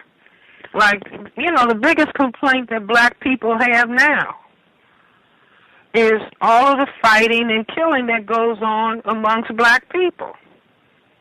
So that's, you know, that's about fourth or fifth in Neely Fuller's code, counter-racist code of conduct. Stop fighting one another and stop killing one another. So what if black people were doing that? As a matter of fact, if no non-white people on this planet, if all of the non-white people on the planet decide we're not going to fight and kill each other, white supremacy would collapse the next day. It would absolutely collapse the next day. White supremacy necessitates black people killing one another, but to the extent that black people don't understand racism, white supremacy, they don't have a logical framework, a logical narrative to help them understand what behaviors need to be engaged in 24/7 by individual people. So let me go over again. Stop name-calling one another. See, this is people policing themselves out of their understanding. If we are able to do this, we will be able to transform a system of racism into a system of justice, and that will be foundational to having peace. And so as individuals, we are going to practice these behaviors. Stop name-calling one another. Stop gossiping about one another. Stop cursing one another. Stop squabbling with one another. Stop being discourteous and disrespectful to one another. Stop stealing from one another, stop robbing one another, stop fighting one another, and stop killing one another. Stop using and selling drugs to one another. Stop black children from thinking that as children they can be adequate mothers and fathers for a black child. Stop throwing down trash where black people live, work, and play. Stop pretending. Stop thinking that welfare will save you. Believe in prosperity. Stop pretending that racism, white supremacy does not exist. And stop allowing racism, white supremacy causing black, brown, red, and yellow people to squabble and fight one another, being divided and conquered. So those are fundamental behaviors, but I maintain self-respect and behaviors that are reflecting self-respect. See, self-respect is not just saying I respect myself. Self-respect behaviors have to be specific to a given context. That's like if I was in the North Pole and I said I respect myself, but I was running out of the tent or the igloo with no clothes on, that would hardly be respecting myself. So it's specific to the situation. Our situation is that we are victims in a system of racism, white supremacy. As victims, we have been programmed into self and group destructive behaviors because those self and group destructive behaviors help to maintain the system. And so we're becoming conscious of the system, conscious of what behaviors are essential to help the system come to a screeching halt so it can be replaced by a system of justice as foundation of peace. See, I say that justice is not something that falls out of the sky. Justice is a product of self-respect. In other words, when the level of self-respect reaches a certain point by a critical mass of people, then the system itself will change. The people will engage in whatever is necessary to see that it changed. We saw that in the civil rights era. The black people, see, it wasn't any black men walking around with their pants hanging down and the crack in their behind exposed to everybody. Or women trying to duplicate the same thing. See, go back and look at the films in the archives of the civil rights movement and look at the dignity of those black men. Their shirts, their ties, their slacks, their hats. The women, the way they conducted themselves, the way they looked, and they were marching. And they broke the back of a discriminatory bus system in Montgomery, Alabama. And carrying it further, people gave their lives. People went up against the same young people that are now killing themselves, killing each other. Went up against dogs, police dogs, fire hoses, males and females. In their dignity and in their pride and in their self-respect, they broke the back of that aspect of the system. Now the system says, wait a minute, we can take them back where we want them.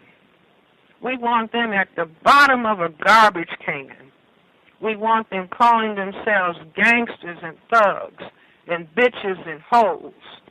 And we will have them for life. Glorifying in trash, not knowing the difference between trashiness and dignity, trashiness and self-respect, trashiness in black power, trashiness in black is beautiful. So the system is not stupid. The system has absolute clarity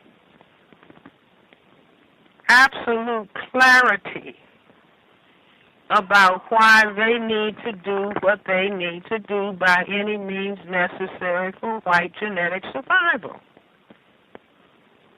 Whatever we have to do, we'll legalize marijuana so that we will have them unemployed, frustrated, and they can just go to the grocery store now and buy all the marijuana they want. And just be drugged out of their minds. And they won't be giving us any problem. They won't be trying to go to school. They won't be trying to work and get jobs. They'll all be high on marijuana. We'll let them start growing it in their backyards after we have removed them from the urban centers.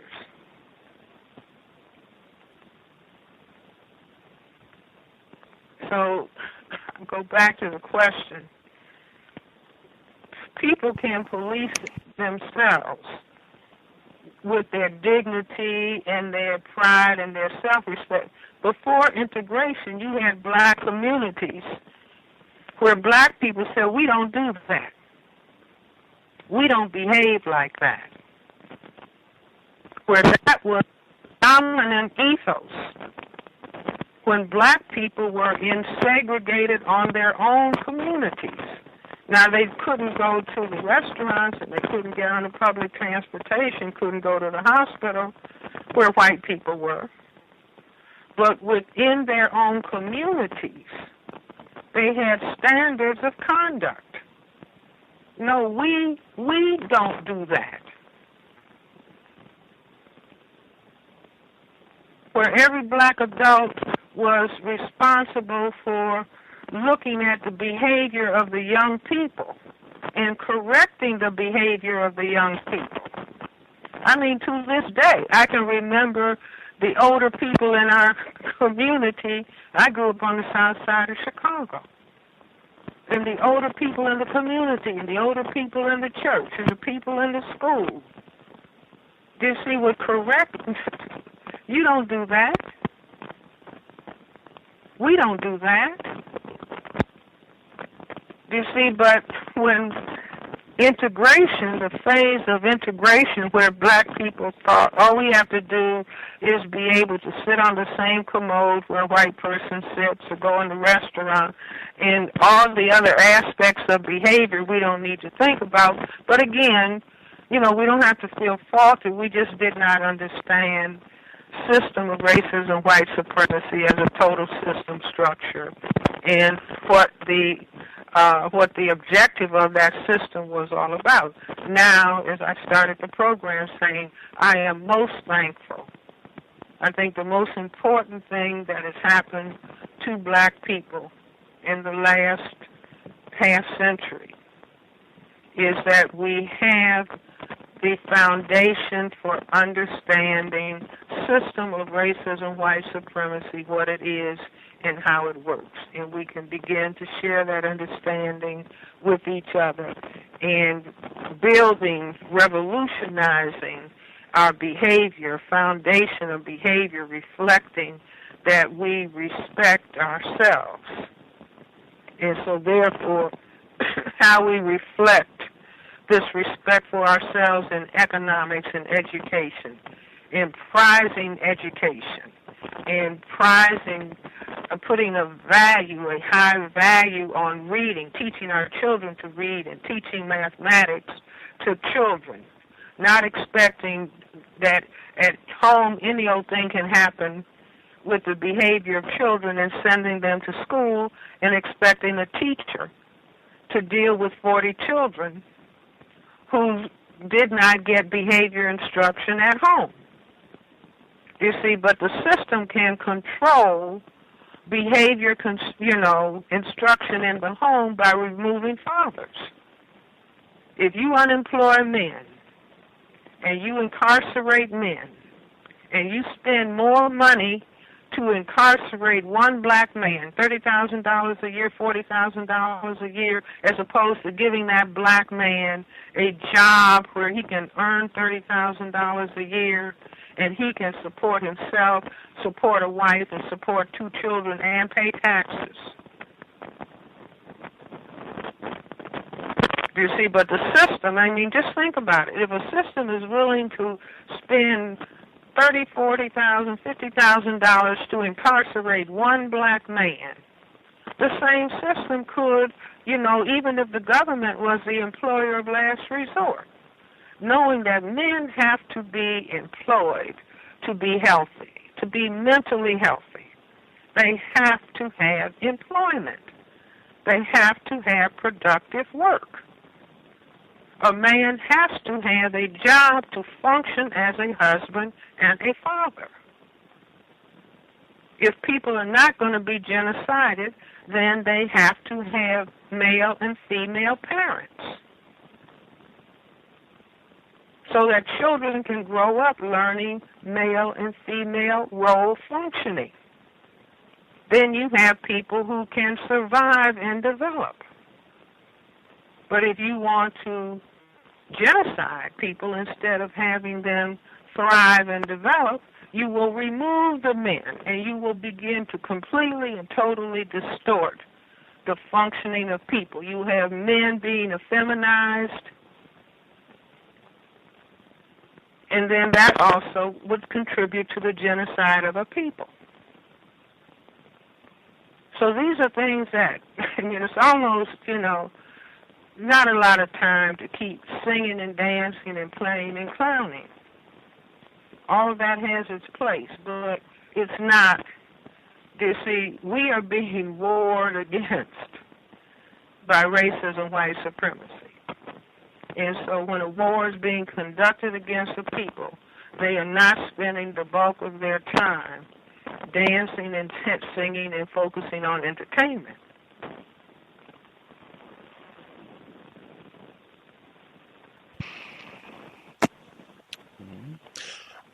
Hope that answered your question, caller.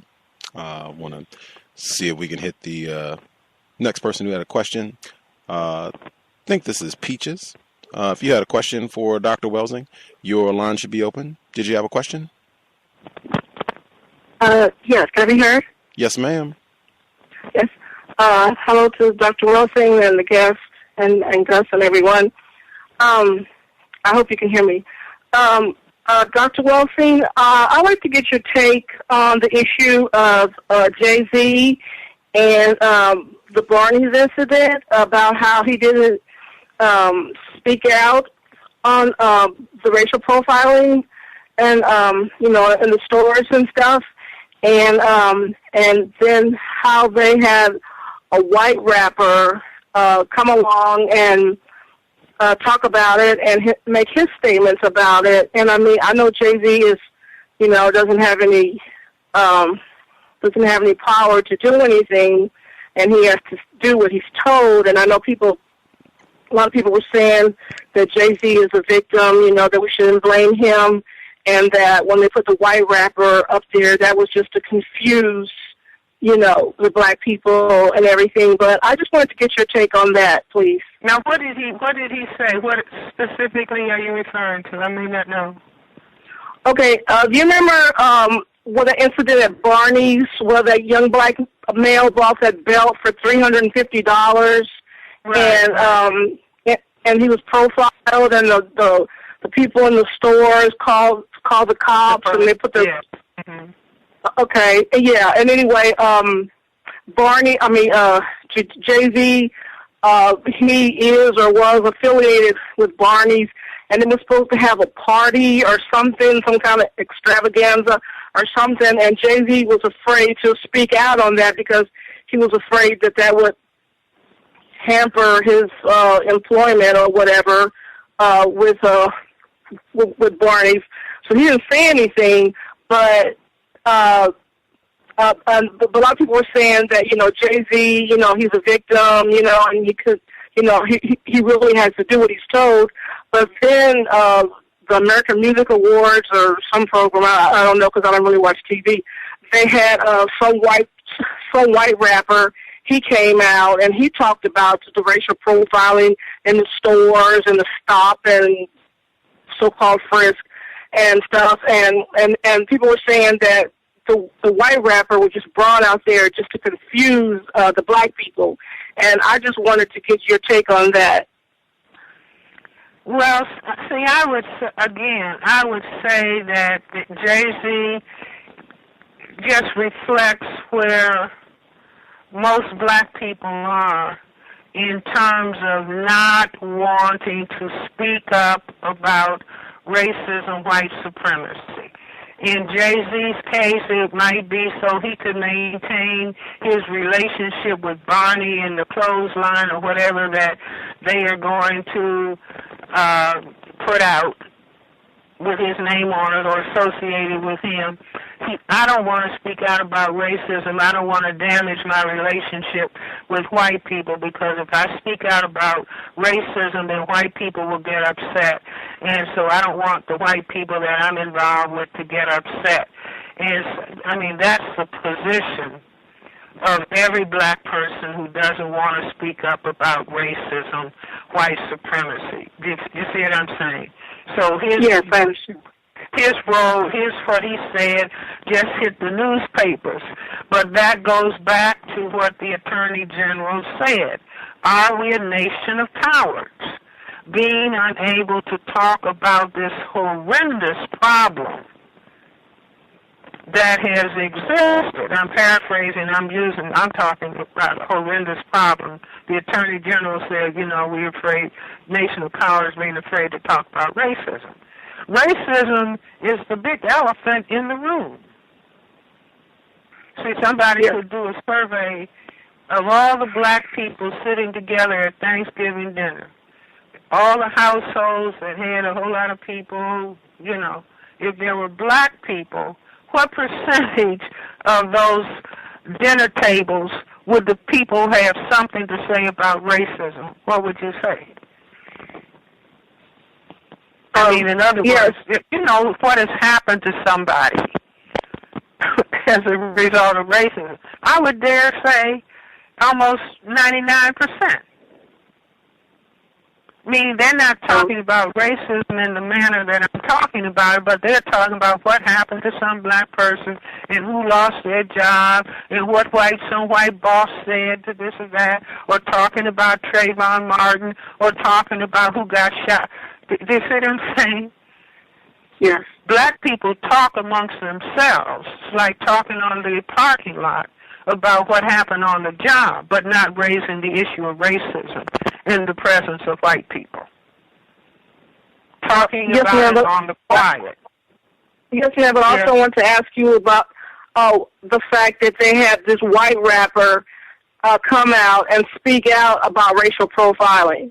And a lot of people think that this is the system, the white supremacist media just did that just to confuse black people. And I also want to know your take on that stance as well. I didn't mean to interrupt you.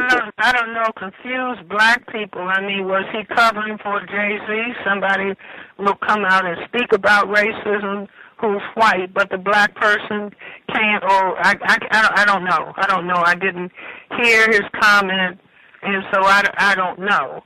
In other words, if he talked about racism and he continues to talk about racism, talking about the white rapper, then he's doing something constructive, and everybody, black and white, need to be talking about racism, white supremacy in its various aspects. Racial profiling is just one aspect of racism, white supremacy.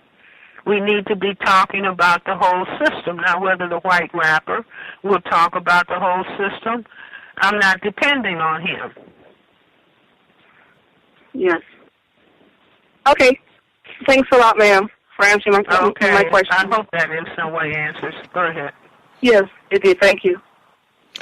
The person that dialed in, last four digits, 8423. 8423, if you had a question for Dr. Welsing, your line should be open.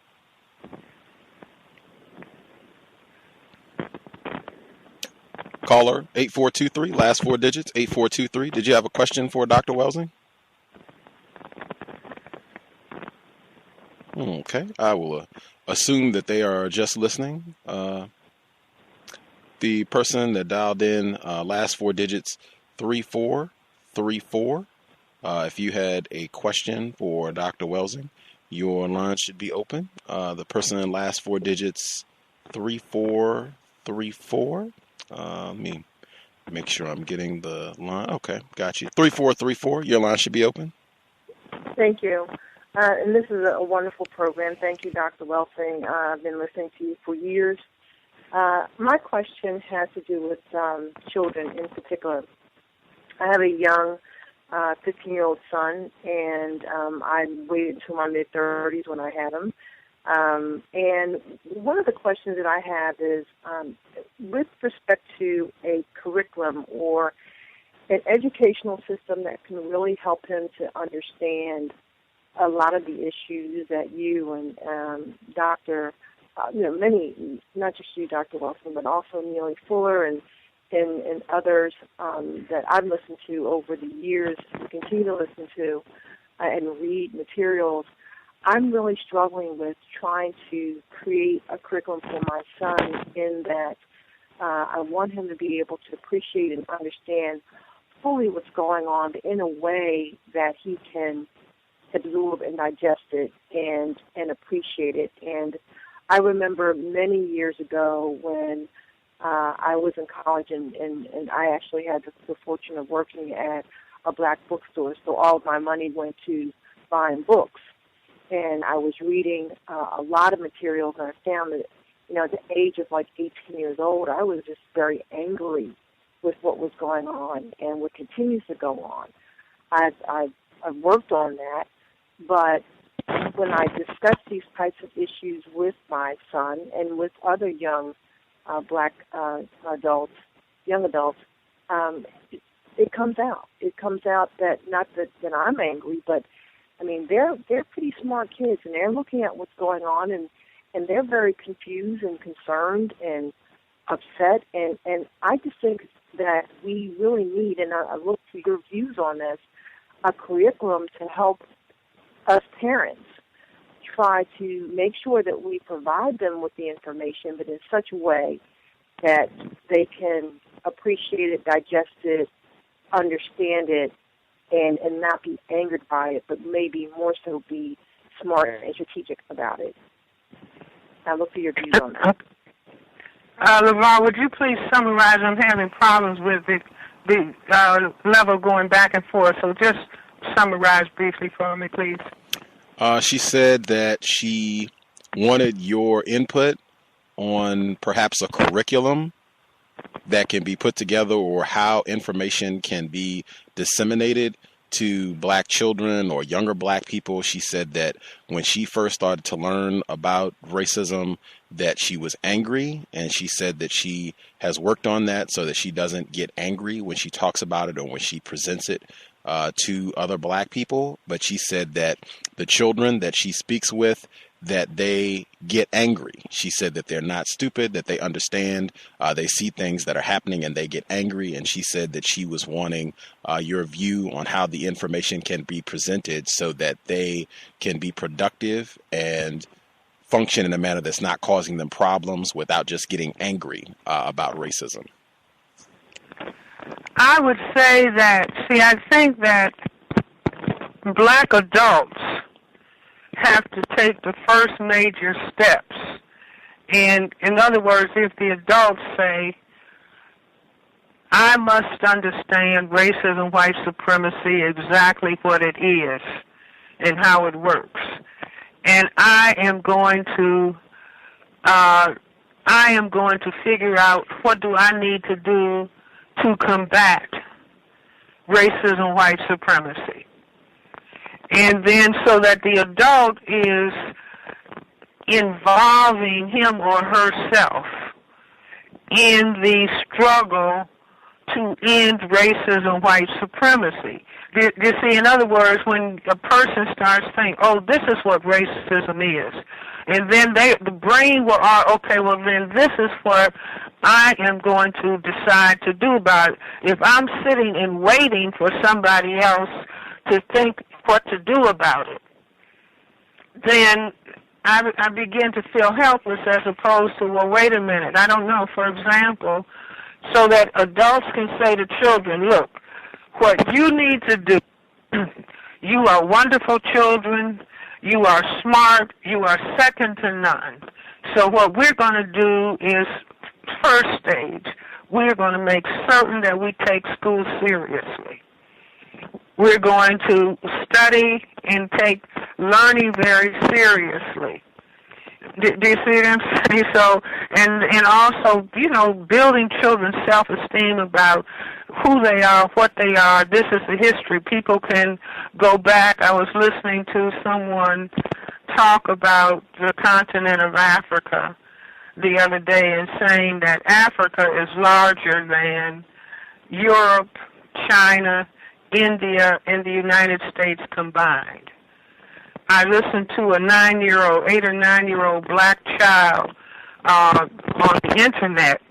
His father was an educator, and this child knew the capital of every country in Africa, knew the capital of every country in Europe, knew the capital of all the countries in South America. The parent was highly involved in helping the child learn. Do you see, or in terms of adults putting values on learning and reading and education. This is who black people are. I mean, if you look at, many black children, they can twist and shake and pop their fingers and dance. That's because the adults around them are emphasizing that kind of behavior. They could also begin to emphasize the behavior. Look, we are in a system that does not want black people to learn, and this has been the case for 500 years. But we are going to learn how to read, and we are going to learn how to write, and we are going to take school seriously. Do you see? So that's a level that is very, very, very important. We are going to accept nothing less than top grades. You see, we're going to learn how to sit still. We're going to learn how to respect whoever is standing in front of the classroom teaching. That person is a very, very important person. All of these are lessons that people can give to children at home, and not just expecting that everything, all learning is going to take place in the classroom. Do you see what I'm saying? It's like, what are parents saying to children, how parents are talking to children, the kinds of names that people end up saying to children, or calling children. So I think if adults become highly involved, like I think we would have less violence. The young people who are involved in drugs and guns, if black people, adults, were saying, wait a minute, our children are depressed and discouraged because they don't see any job opportunities. We are going to insist that our young people have employment. You see, if marching or whatever it takes, marching, voting, and all the rest of it, our young people cannot perform in school if they don't believe that there are going to be jobs at the end of their efforts. And we're going to insist that they have employment. We're not ever going to talk about violence among black people without talking about the violence and the terrorism of racism, white supremacy. I think that if the adults were actively involving themselves, not in the denial of racism, but in the acknowledgement of racism, white supremacy. I mean, if we went back to the 1960s and the civil rights era, and the children who grew up seeing their parents involved, seeing their parents involved in the rallies, seeing their parents involved in the bus boycotts or whatever. And the children were learning based on what the adults were doing. And so I think the most important thing is that adults have to get involved, because when adults get involved in activity that is positive for the protection and the development of the black community, those are lessons that the parents believe black people are important and black people are valuable. See, otherwise a child is, with all of these devices, information devices that children have access to, and all of the negative, disgusting things that are being said in some of this rap that children can listen to, that is annihilating their concept of black self-respect. Parents need to get in touch with that, because that's influencing children. It's influencing children in their behavior. So, again, if the adults are getting highly involved, and they're saying black people are important, black people are valuable, and that's why I'm doing this. And that's whether it's getting out and making certain that people know who to vote for. And children, people may ask me, well, how did you start doing what you do? Because my parents were very politically sensitive, politically alert, tuned in to what was happening to black people. That's why I am who I am. I grew up listening to my grandmother, my father's mother, who lived with us. Her husband was a physician who died in 1909.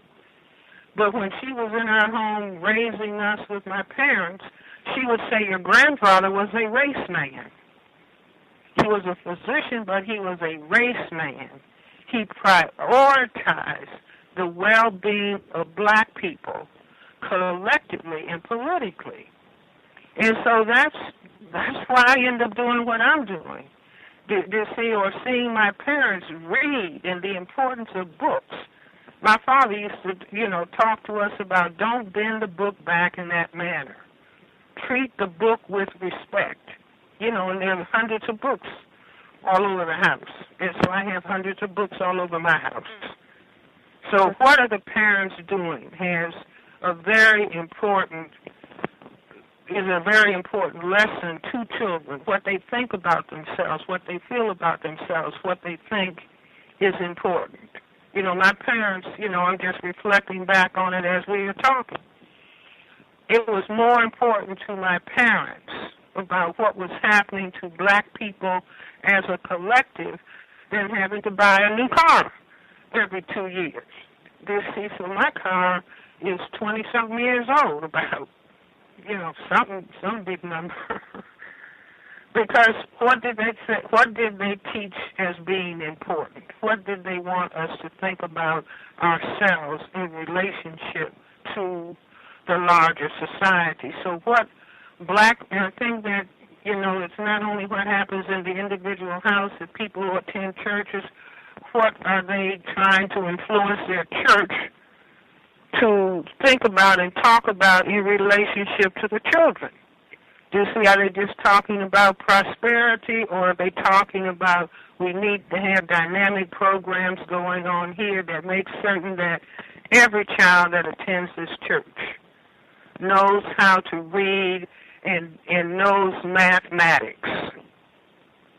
What if the church was saying that? Why? Because we love and value ourselves and we value our children and we want to see our generations progress through the years. We're not going to be satisfied with talking about failing schools. That's just unacceptable. I hope that answers in some way.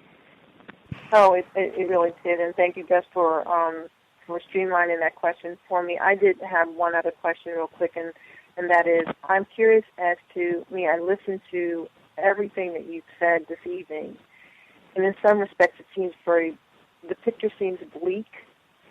I want to know your thoughts on how you think this will end up. It frightens me to see, as it seems that we're going backwards in a lot of respects. But I'm very curious about... Yvonne will have to have you repeat. I'm missing a lot of this. Okay. Go ahead, Dan. Well, I don't know if she was... I don't know if she was finished. What I heard was she was saying she wanted your thoughts. She said, listening to you this evening, it sounds very bleak in terms of prospects for black people under the current system of white supremacy. How do you think all of this is going to end up? What is the future going to look like, just with things sounding pretty bad with what you've laid out this evening? Was that what you were asking? Yes, right on. Mm-hmm. Well, see, I think that the objective of the system of racism, white supremacy, is the inferiorization of black people and the genocide of black people. That's what we're looking at right now. And so that's, the system is about white genetic survival. This is what is very hard for black people to really wrap their minds around. Because it's like, we have a Rodney King idea or, some religious idea that it would be wonderful if we all just got along together. Why can't we all just get along? That would be wonderful. That would be wonderful. That's not the reality. That's like living at the North Pole and wishing that it would get as warm as Florida. That's not going to happen. If people who classify themselves as white consciously, subconsciously structured a system for their genetic survival, then they can't be depended upon to maximally develop the 9/10 population on the planet that they are fearful of causing their genetic annihilation. So what does that mean? See, to me, the answer is very clear. It means that the black people have to decide they're going to maximally develop themselves. It's just like black people in formal slavery. The slave master said, you better not try to read. And there were black people who said they were going to learn how to read if they had to write in the dirt floor. Just like there were black people who said, we are going to get free. And they were determined to do it. We have just been mesmerized by this, okay, now we're integrated. Now white people are going to like us. And that's what is throwing black people off the boat. See, it would be wonderful if everybody just loved each other. That's not on this planet. We have racism, white supremacy on this planet. Now, I don't know what they have going on in any other galaxy.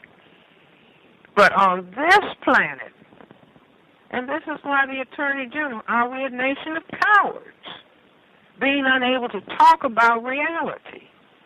Do we disrespect ourselves so much that we cannot decide that we are going to maximally develop ourselves as black people second to none, in spite of any and all opposition to the contrary? That's why we're going to be masters in an understanding of the system of racism, white supremacy, and play superbly from the counter side, being determined that we are going to have justice on this planet. And that we see, in other words, if I'm sitting, waiting and praying and hoping for white people to love me, I'm not going to spend my life energy making certain that there's going to be black maximal development, because I don't love myself enough. I'm waiting for somebody to love me. That's like all the romantic music that black people have, baby, do you love me? I tell my patients, stop asking somebody else to love you. Love and value yourself. And then determine what you are going to do to maximally develop and help yourself. That's our challenge. That's our challenge. It would be nice if we were on another galaxy other than Milky Way. If we were on some other galaxy, on some other planet, maybe something different is happening there. But we're on the third planet from the sun, Earth. And on this planet, for the last 500 plus years, there's been racism, white supremacy. And so the challenge is, instead of hoping that the slave masters love us, i.e. scandal, that we face the reality and look at how the black president is being dealt with, look at how the first lady is being disrespected, looking at the demeaning roles that we are in on sitcoms, and deciding that's not who we are. That's not who the creative force that made this universe intended the first people to be. And that's not who we're going to be. We're not going to be the trash barrel for the system of racism, white supremacy. We're going to be the most serious, most self-respecting, most dignified people the planet has ever seen. That should be our determination for ourselves. And if that is the determination for ourselves, see, I believe that anybody who thinks that we need to fail, it's almost like kicking dirt in the face of the Creator. We were made black. We were made the first people. We're made the mothers and fathers of everybody on this planet. We're the only people who can produce all of the colors. Now, we have to decide, what does that mean? As opposed to, we have to, understand we have been brainwashed, brain-whipped, brain-degraded by the system of racism, white supremacy. We're not going to spend our time hating white people, being discourteous, being disrespectful to white people. We don't have time for that. But we are going to figure out what are the things that we need to do to maximally develop ourselves. And one of those things is revolutionary black sex, meaning we're not playing with sex. We're not producing children that we end up throwing away to foster care and having those children go through hell. We're not doing that anymore. We're not playing with sex, although all the music that we're programmed to listen to, that's what it's telling us to do. But we have to decode that, and we have to begin to figure out differently. Embrace ourselves and love ourselves and say, here's a problem. If my brain can conceive it, my brain can help me solve it. And this is why I will repeat. I am most thankful.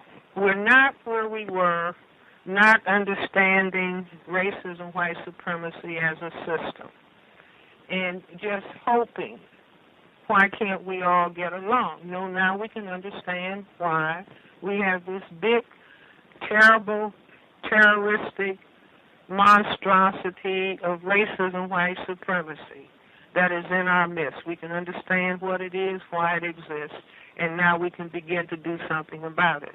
And black self-respect will be the beginning of its annihilation. Black self-respect means that if I can perceive and experience racism, what it is, I can analyze and decode what it is and be determined that this is not going to be around forever. It's not going to be around for another 100 years. And anybody who says, oh, racism is going to be with us forever, just walk away from that person and ignore them. It's a problem. It was created by human beings, and it can be solved by human beings on this planet. Those who are going to generate enough self-respect and determination to solve it. But any problem begins with its analysis, what it is and why it exists, exactly what it is. Only then do you have a glimmering of what it is that needs to be done about solving it. I'm convinced that it can be solved. I'm absolutely convinced that it can be solved. Will it be easy work or hard work? All important things are hard work. That's encouraging. Thank you very much. The person that dialed in from a block number, did you have a question for Dr. Welsing? Person that called from a block number? Hey, greetings, Gus. Is that me? Yes, ma'am. Oh, greetings to you, Gus, and greetings to Dr. Welsing. Gus, if you could get your pen handy, because I have two questions I would like to ask Dr. Welsing. You might. Ma'am, can you hear me? Yes, ma'am. Okay, you're going to have to repeat to me, because I can't. Mm-hmm. Okay, Gus, here, my question is this. I keep hearing over and over again the repeat that all blacks are the parents of whites, that we are their parents, but yet still we are getting treated by these so-called children of ours the worst. And I don't see any evidence to back this claim up that we are their parents, because the way they disrespect the planet, the way they disrespect us, I don't see that evidence. Even in Europe, the Piltdown man, the Grimaldi man, they've all been melanated people. So if you can explain to me where I can go and find this evidence outside of what the Europeans have put out here to say that they are descended from Africans, I would greatly appreciate it. And you want me to give you the next question, Gus? Sure. So you could do both. And the second question that I have for her is this. I keep hearing that we're saying in this utopian society that the people who need the most help will get that help once we get this system conquered. How are we going to enforce this to make sure that there's no mistreatment and decide who's going to get the most help? Because if white people are going to be a part of this system, we know how they like to always play victim and get things when they really don't need it. So how are we going to, and what is this help and this utopian system going to look like? Thanks, Gus. Mm-hmm. Her first question, Dr. Welsing, was she said that you said that black people are the parent people of the planet, that we white people, black people are the parents of white people, and she said that she sees so much evidence that white people are disrespecting their quote-unquote parents, and she said, how is it that white people that black people are the parents of white people with the behavior, the racist and terroristic behavior of whites directed at white people, at black people. And if you have any evidence that you could direct her to that would support the notion or claim that black people are the parents of white people. That was the first question. Okay, I would just suggest that the listener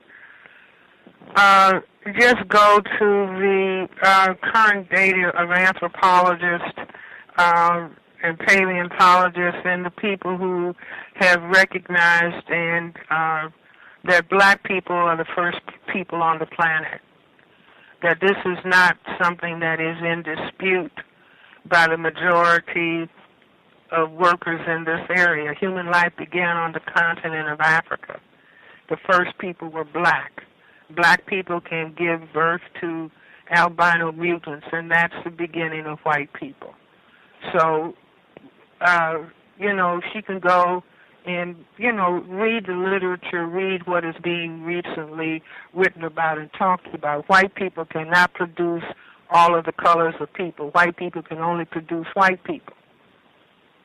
Black people are the only people that can produce all of the colors, from crystal black, and then if they have a mutation to albinism, and you mix the two, you get all the colors in the middle. Okay, good. Okay.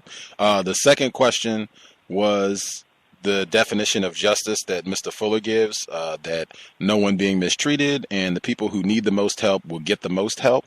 She said if this is established and white people are still in existence, white people are still around in the system of justice, how would justice be enforced to make sure that nobody is being mistreated and to make sure that white people are still not taking all the resources or getting an undue amount of help given their history of practicing racism and mistreatment? How would this be enforced if you still had a population of white people while you had a system of justice? Let me see if I can answer it in this way. That let's assume that the parlor has a house and she has 10 family members in the house. And so then one person from the outside comes in. Can she envision that one person, if they were aware of the intentions of the one person that was coming into the house, if they had the awareness, advanced awareness, this person is coming in to overtake the house, but it's 10 people in the house. What chance does that one person have?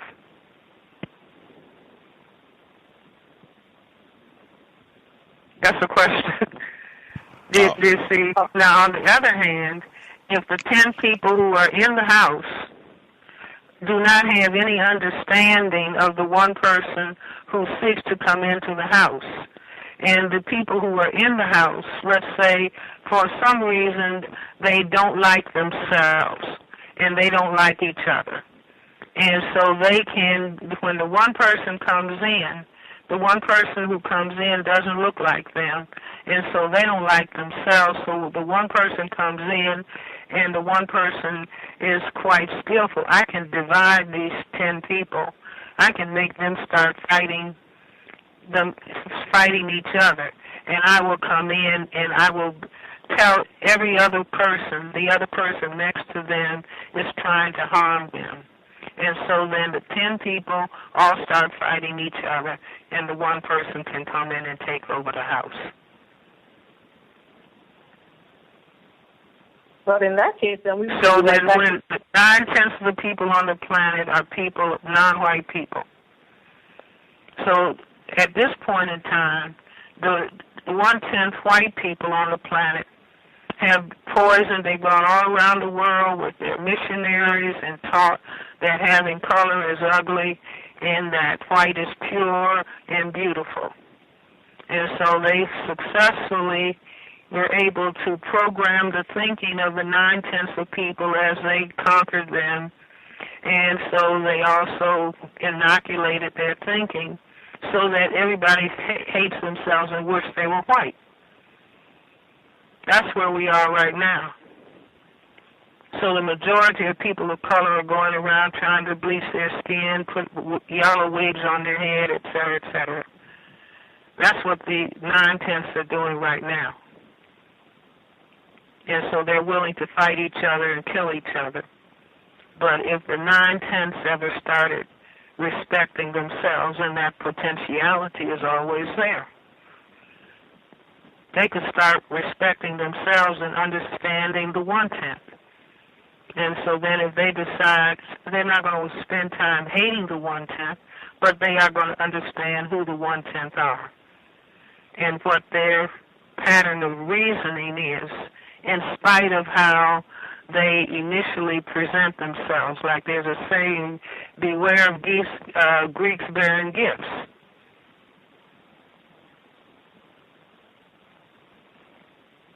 So the potential, for example, if black people started respecting themselves and liking themselves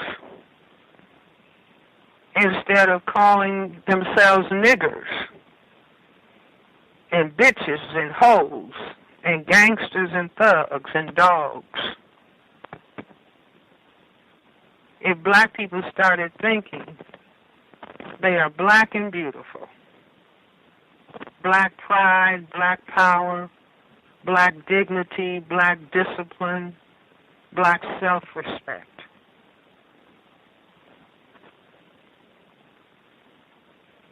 black people will have transformed themselves. And in the process, the critical process, if they respect themselves, then the behavior or activity that they have the highest regard for is the act of self-reproduction. In this culture, it's called sex. So they're very mindful. They're very mindful of the reproduction of themselves, and that they owe it to children. If they bring a child in the world, the two people involved are committed to each other and committed to the maximal development of that child. See, all of this is the people engaging in revolutionary transformation of their understanding, moving from no understanding of racism, white supremacy, to a full understanding of what racism, white supremacy is. A full understanding that it's they themselves who have the responsibility of changing their reality. It's just like parents coming to see a psychiatrist about a child's behavior out of control, and the psychiatrist helps the parents see where some of their behavior, not that they're bad people, but they're the parents. They are in control of the house. And they are responsible for transforming or altering the behavior that is taking place in the house, that then can transform the behavior of the children that are in the house.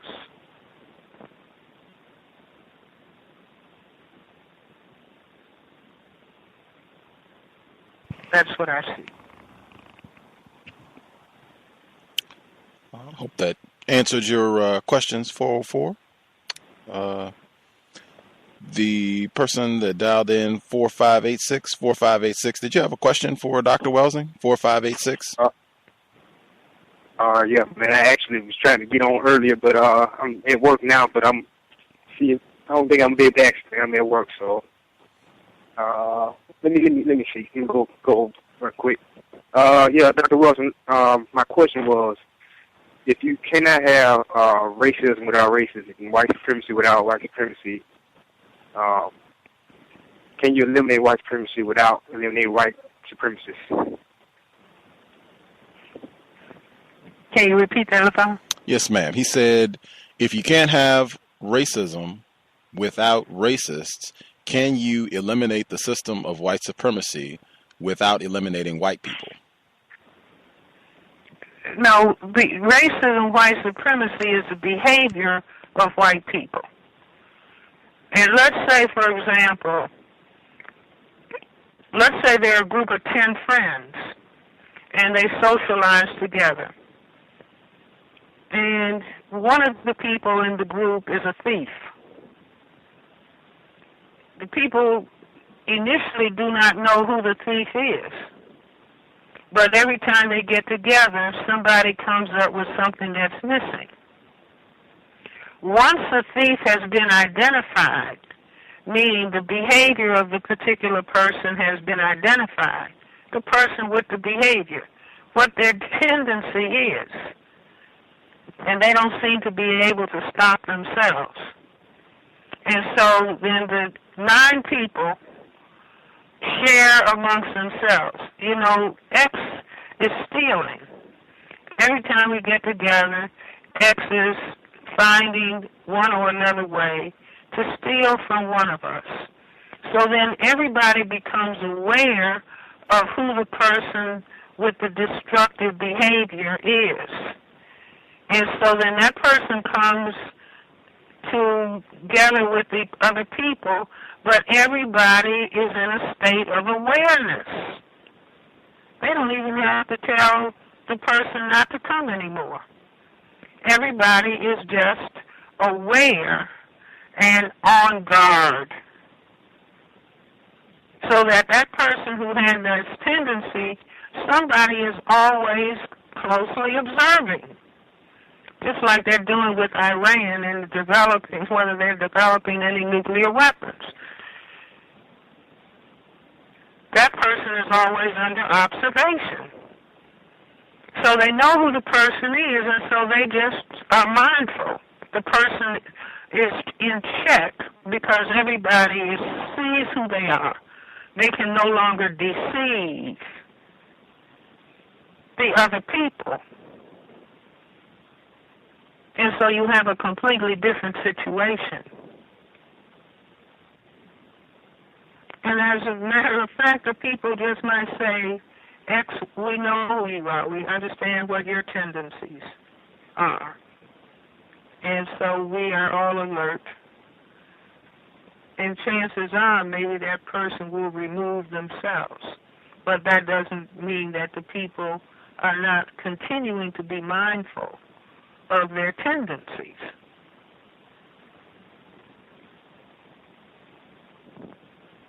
See, the people have started out of their awareness behaving in an alert status. They're always mindful, meaning they respect themselves, and they don't allow injury to happen to themselves. And so they keep a watchful eye on the person who has been injurious to them in the past. Does that make sense? The call. He said he was at work, so he just asked this question and he dropped off. So hopefully he got it. So see, that's the importance of identifying what racism, white supremacy is.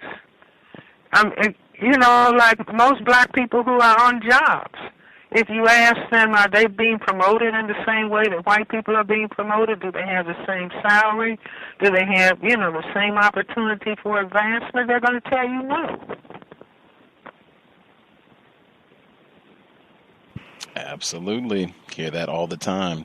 I guess with the holiday, a lot of people, as I thought, are not at work, even though our last caller was. A lot of people are not at work, and they did dial in. I just want to check, are you okay to get some other callers, or I didn't want to tax you. I know it's getting later on your end. Can we go on for another 20 minutes or so? Sure. Okay. We'll try and get as many folks in as we can. A person calling in from Canada, 3231. Did you have a question for Dr. Welsing?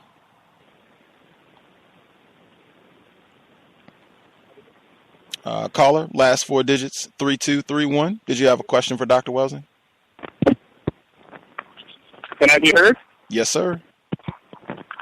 Hi, it's Klondike Mike calling in, and I'm also at work. Haha, funny. I don't know. I had a question earlier on. I'm going to try and think about it. I hope this is a constructive question, but it was along the lines of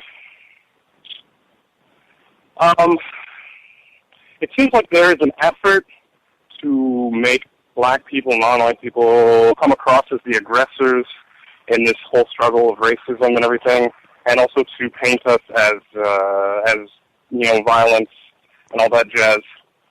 I was wondering if Dr. Welsing has any suggestions on how we can codify our conversations about violence, for instance. I heard someone on the Compensatory Concepts, Neely Fuller's show, call in and talk about how we need like a solution for dealing with non-whites who do inappropriate behavior. And to me, it came across as sounding really. It sounded like almost like the way she put solution. It sounded like the way Hitler used to say his final solution and stuff. And I'm just wondering whether she has any suggestions on how we can allow ourselves to explore those topics in a codified manner. Thank you. Thank you, guys. LeVar, repeat that last part of the question, please. He said if you have any, if you have any views on how we can have those sorts of conversations in a more codified manner, if we're talking about what should be done with non-white people who do incorrect things, how we can, go about being more constructive in the way we talk about that. Okay, did the caller hear me list the behaviors that the top 10 came out of the work of Neely Fuller? In other words, how black people could begin relating to themselves and each other? Did the caller hear that? Klondike Mike, did you hear that portion of the program? Yeah, I do.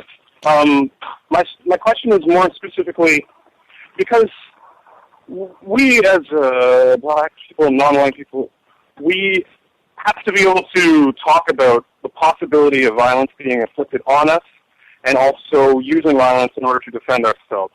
And sometimes when we're talking about that, it's very difficult because I'm afraid of playing into the hands of white supremacists and making us look like violent, crazy people. Is there a way that we can talk about violence? And specifically violence, not necessarily towards non-white people, in a more codified manner. Are you saying, is there a way that we can talk about violence? Yes. See, yes. What I'm suggesting that, in other words, racism, white supremacy is a system of necessary violence against black and other people of color. Black people in particular, because black people have the greatest potential to cause white genetic annihilation. Now, black people have been programmed to, first of all, not understand racism, white supremacy, secondarily, to hate themselves and to hate each other.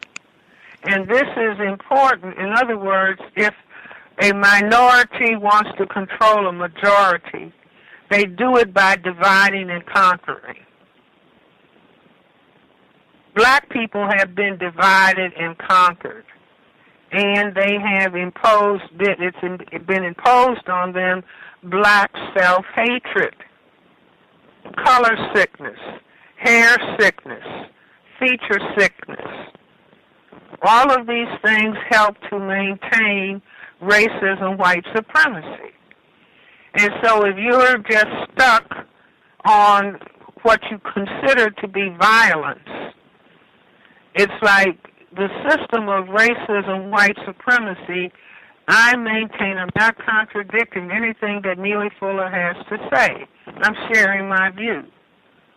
That if black people were to focus on enhancing their sense of self-respect, in other words, people who degrade themselves and degrade one another, anybody who is an enemy of those people, no, all you have to do with these people is X, Y, Z, because they hate themselves.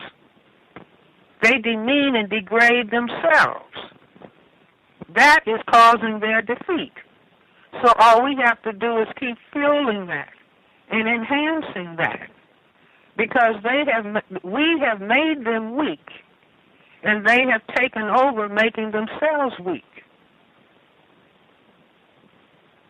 And so then if the people begin to realize, oh, we see what that play is all about, we're not going to be victimized by that. We are going to enhance as opposed to contribute to our self-demeanment and our self-annihilation. We are no longer going to engage in that. Can you not see that that looks like a completely different people? That's like the person who is a black belt in karate or has, attained some high level in the martial arts. And that person is known for being able to defend themselves. As a matter of fact, you might even not know that they have a black belt. All you have to do is look at them in their calm, self-respecting demeanor to know you better not mess with that person. They don't have to make any threats. They don't have to carry any weapons. But you can see when people respect themselves. As black people, our self-respect level on a 10-point scale, 10 is tops, we're at a -100.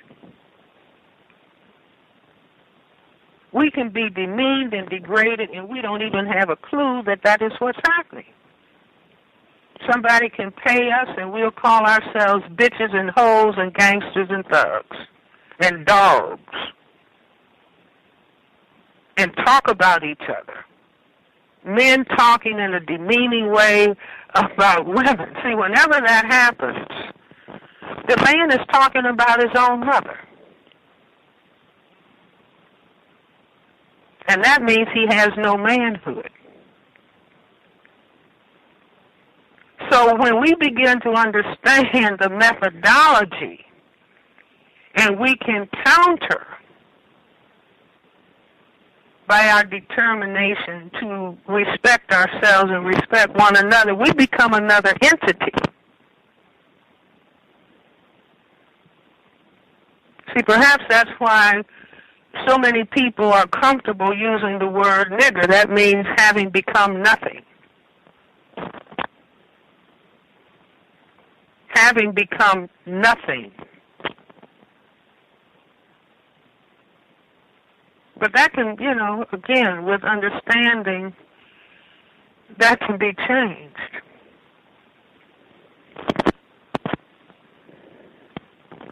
Right on. I hope that answered your question. Klondike Mike, good to hear from you, sir. The person that called in, 6933, caller is 6933. Did you have a question for Dr. Welsing? Greetings, Gus and Dr. Welsing. My question just happens to be related to the children.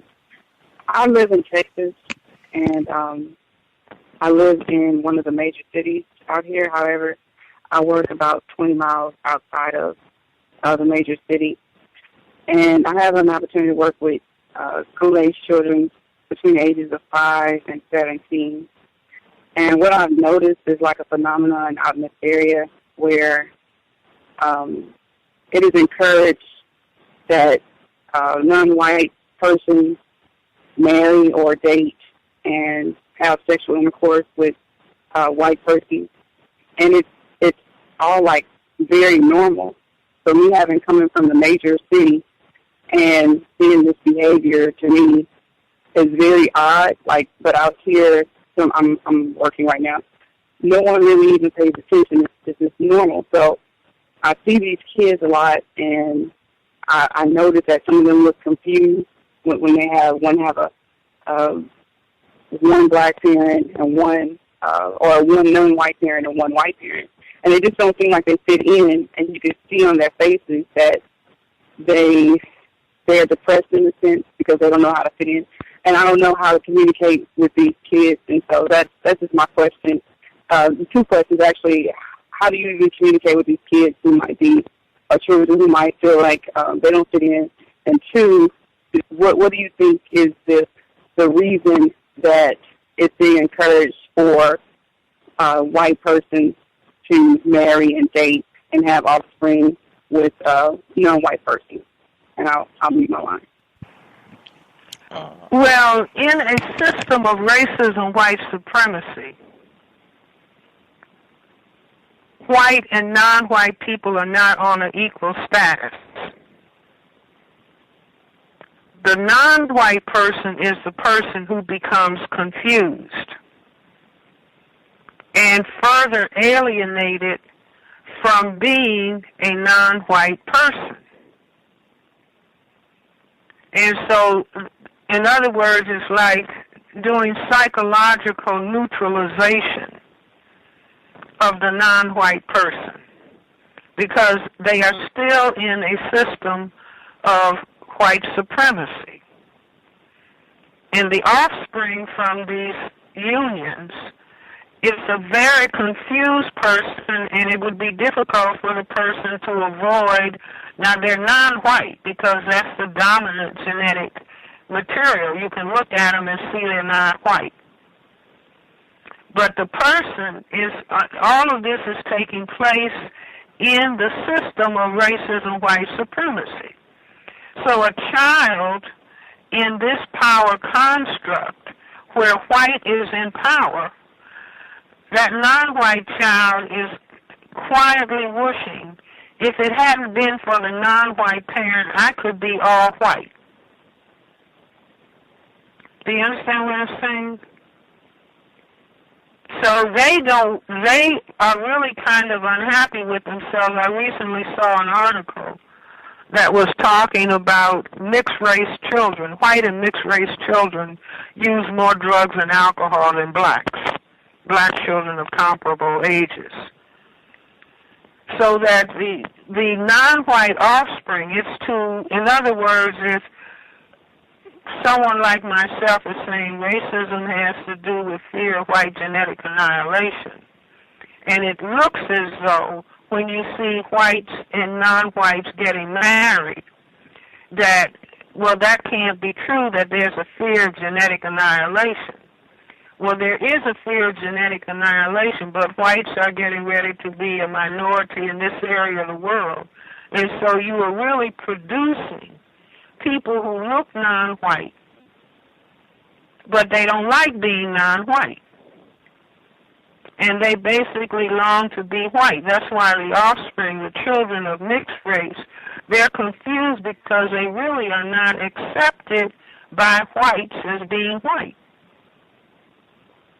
And they don't want to be non-white. That's just like if you do a survey amongst black people and black people could turn white tomorrow. I would say the majority of black people would want to turn white by tomorrow. And they would say because that's where power is. That's like they asked Hispanics, why did they put on the census that they were white, when it's clear they're not white? And they say, well, because white is where the power is.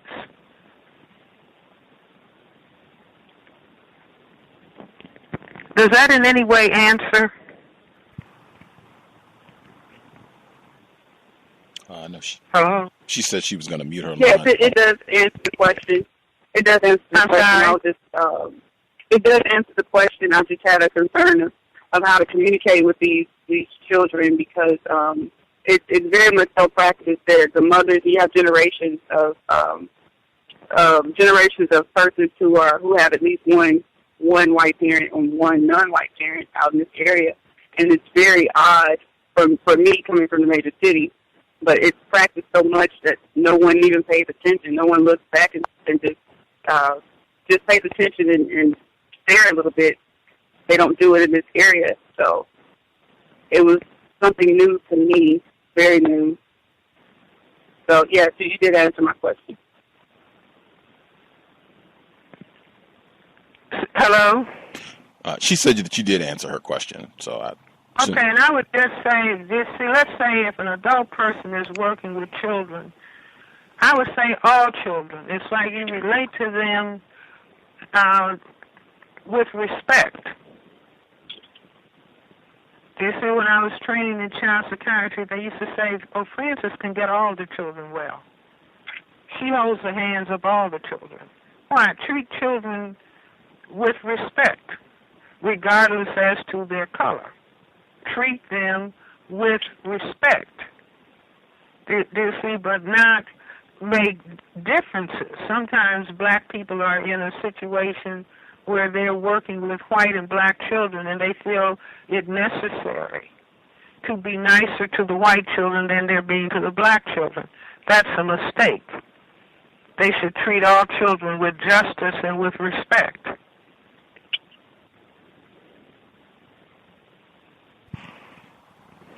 Absolutely. I think that is 20 minutes for the other folks that dialed in who had questions. Hopefully we'll get Dr. Welsing back so you can get your question in. There were a lot of people who dialed in today, which is good. I'm glad folks took some time out of their schedule to participate in the discussion. I hope it was constructive and you got some food for thought. Maybe even you were sitting around with some other family, friends, and listening to the dialogue. You can chat, talk about what you've heard, and see how you can incorporate some of the suggestions Dr. Welsing has shared with us. I know I can speak for the folks listening in, people who called in or people who were just listening. It is always just an extreme honor to be able to hear your views, and you give so much food for thought to think about, and even days, weeks after the program to continue to marinate on what you have said. If it's anything you want to share with the folks before we wrap the broadcast up, feel free, Dr. Welsing. No, I would just say, all the black people, thank the Creator for making you black. We have great challenges in front of us, and I would think the Creator is saying, I gave you more than everybody else. You were chosen to be the mothers and fathers of all the people on the planet, and I really am testing you to see whether you rise to the occasion of what I made you to be. So I say that challenge is in front of us, and we should accept and respect the challenge and be determined that these are big problems, but we have the wherewithal. You know, when I look at the different talents that black people have, it's just the talents are not all fused together in a direction of black self-respect. But when those talents get fused in a collectivity of black self-respect and recognizing the problem that we are all faced with, that the problems can be solved. I'm not at all hopeless. Be not discouraged. I remember that one. She left us with those final words. I think that was 2009. Be not discouraged. Be not discouraged. I say that all the time. We thoroughly enjoyed it. I hope you take phenomenal care, Dr. Welsing.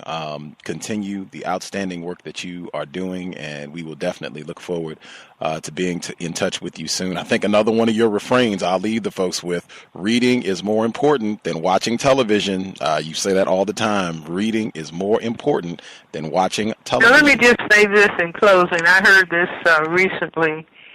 A gentleman whose name is Al Mansour. I heard him say that people of the Muslim religion in this area of the world often say Assalamu alaikum, but he said the first words in the Quran are read, read, read. So that was very interesting to me. Read, read, read. It's more important than watching TV. Ashe. We will be in touch with you soon. Please continue to take excellent care and enjoy the rest of your Thursday evening, Dr. Welsing. And thank you for you and making an opportunity for this kind of discussion. Take care. Thank you, Dr. Welsing. You too. Context of white supremacy. Wow. Read, read, read. We will be doing our share tomorrow, book study session. Solomon Northup, 12 Years a Slave. I believe this is session number 4. Tomorrow evening, 8 p.m. Eastern, 5 p.m. Pacific. Tune in. Has been constructive so far. We are getting close to the end. I think there are at most 3, but I don't even think there are 3 more of these. It might just be 2. I have to look at the page numbers, but it's not that long of a book. So it could just be 2 of these left. So this could be the second to last session. Tune in. If you haven't been keeping up with the book study session, you can go in the archives and get the other 3. She also, Dr. Welsing, she mentioned several books in addition to John Grisham's latest book, Sycamore Row. She also mentioned Breaking Rank by Norm Stamper. He has been on the program twice. You can go back in the archives and hear some of what he shared. He went into more detail about white enforcement officers' fear of black people, black males specifically, and how that plays out in different acts, which you saw with Jonathan Ferrell and some of the other incidents of white terrorism that we have experienced. Again, we'll be back tomorrow, and also for Saturday, compensatory call-in. For the folks who were not able to get a question in, there were loads of people on the phone line. Like I said, I take that as a good sign, where folks were not just shacking up watching football, or if they did, they hit the mute button and chose to listen in to hopefully constructive information on replacing white supremacy with justice. If you had questions, and I know there were a lot of people who did have questions and weren't able to get them to Dr. Welsing, feel free. You can call in for the Saturday broadcast and share. We can talk about it then. Definitely want to hear some of the other input. I know some of the people were asking questions about how, if she had tips for using counter-racist skills for people who are in social services or mental health fields. And I know we had another person who emailed a question in just looking to help with their own mental health and ways that you can nourish and take care of yourself. Definitely feel free to dial in this weekend and share. Looking forward to hearing from folks how their so-called holiday horror day went, and if they had time with family and friends, if you were able to make it a constructive use of time and energy. Thanks all for listening in. I hope we added some value to your Thursday evening. I hope you will not be going out to waste money for what they call Black Friday tomorrow. That can be a part of it. We're always talking about economics and the importance of economics. That's a gigantic portion right there. Just not wasting money when white people condition us to go out and spend. Got to get that Xbox One. Got to get that PlayStation 4. Got to go get this and get a $300 belt, $5,000 pair of suspenders. Keep your money. That is one of the best things you can do to practice black self-respect and healthy economics.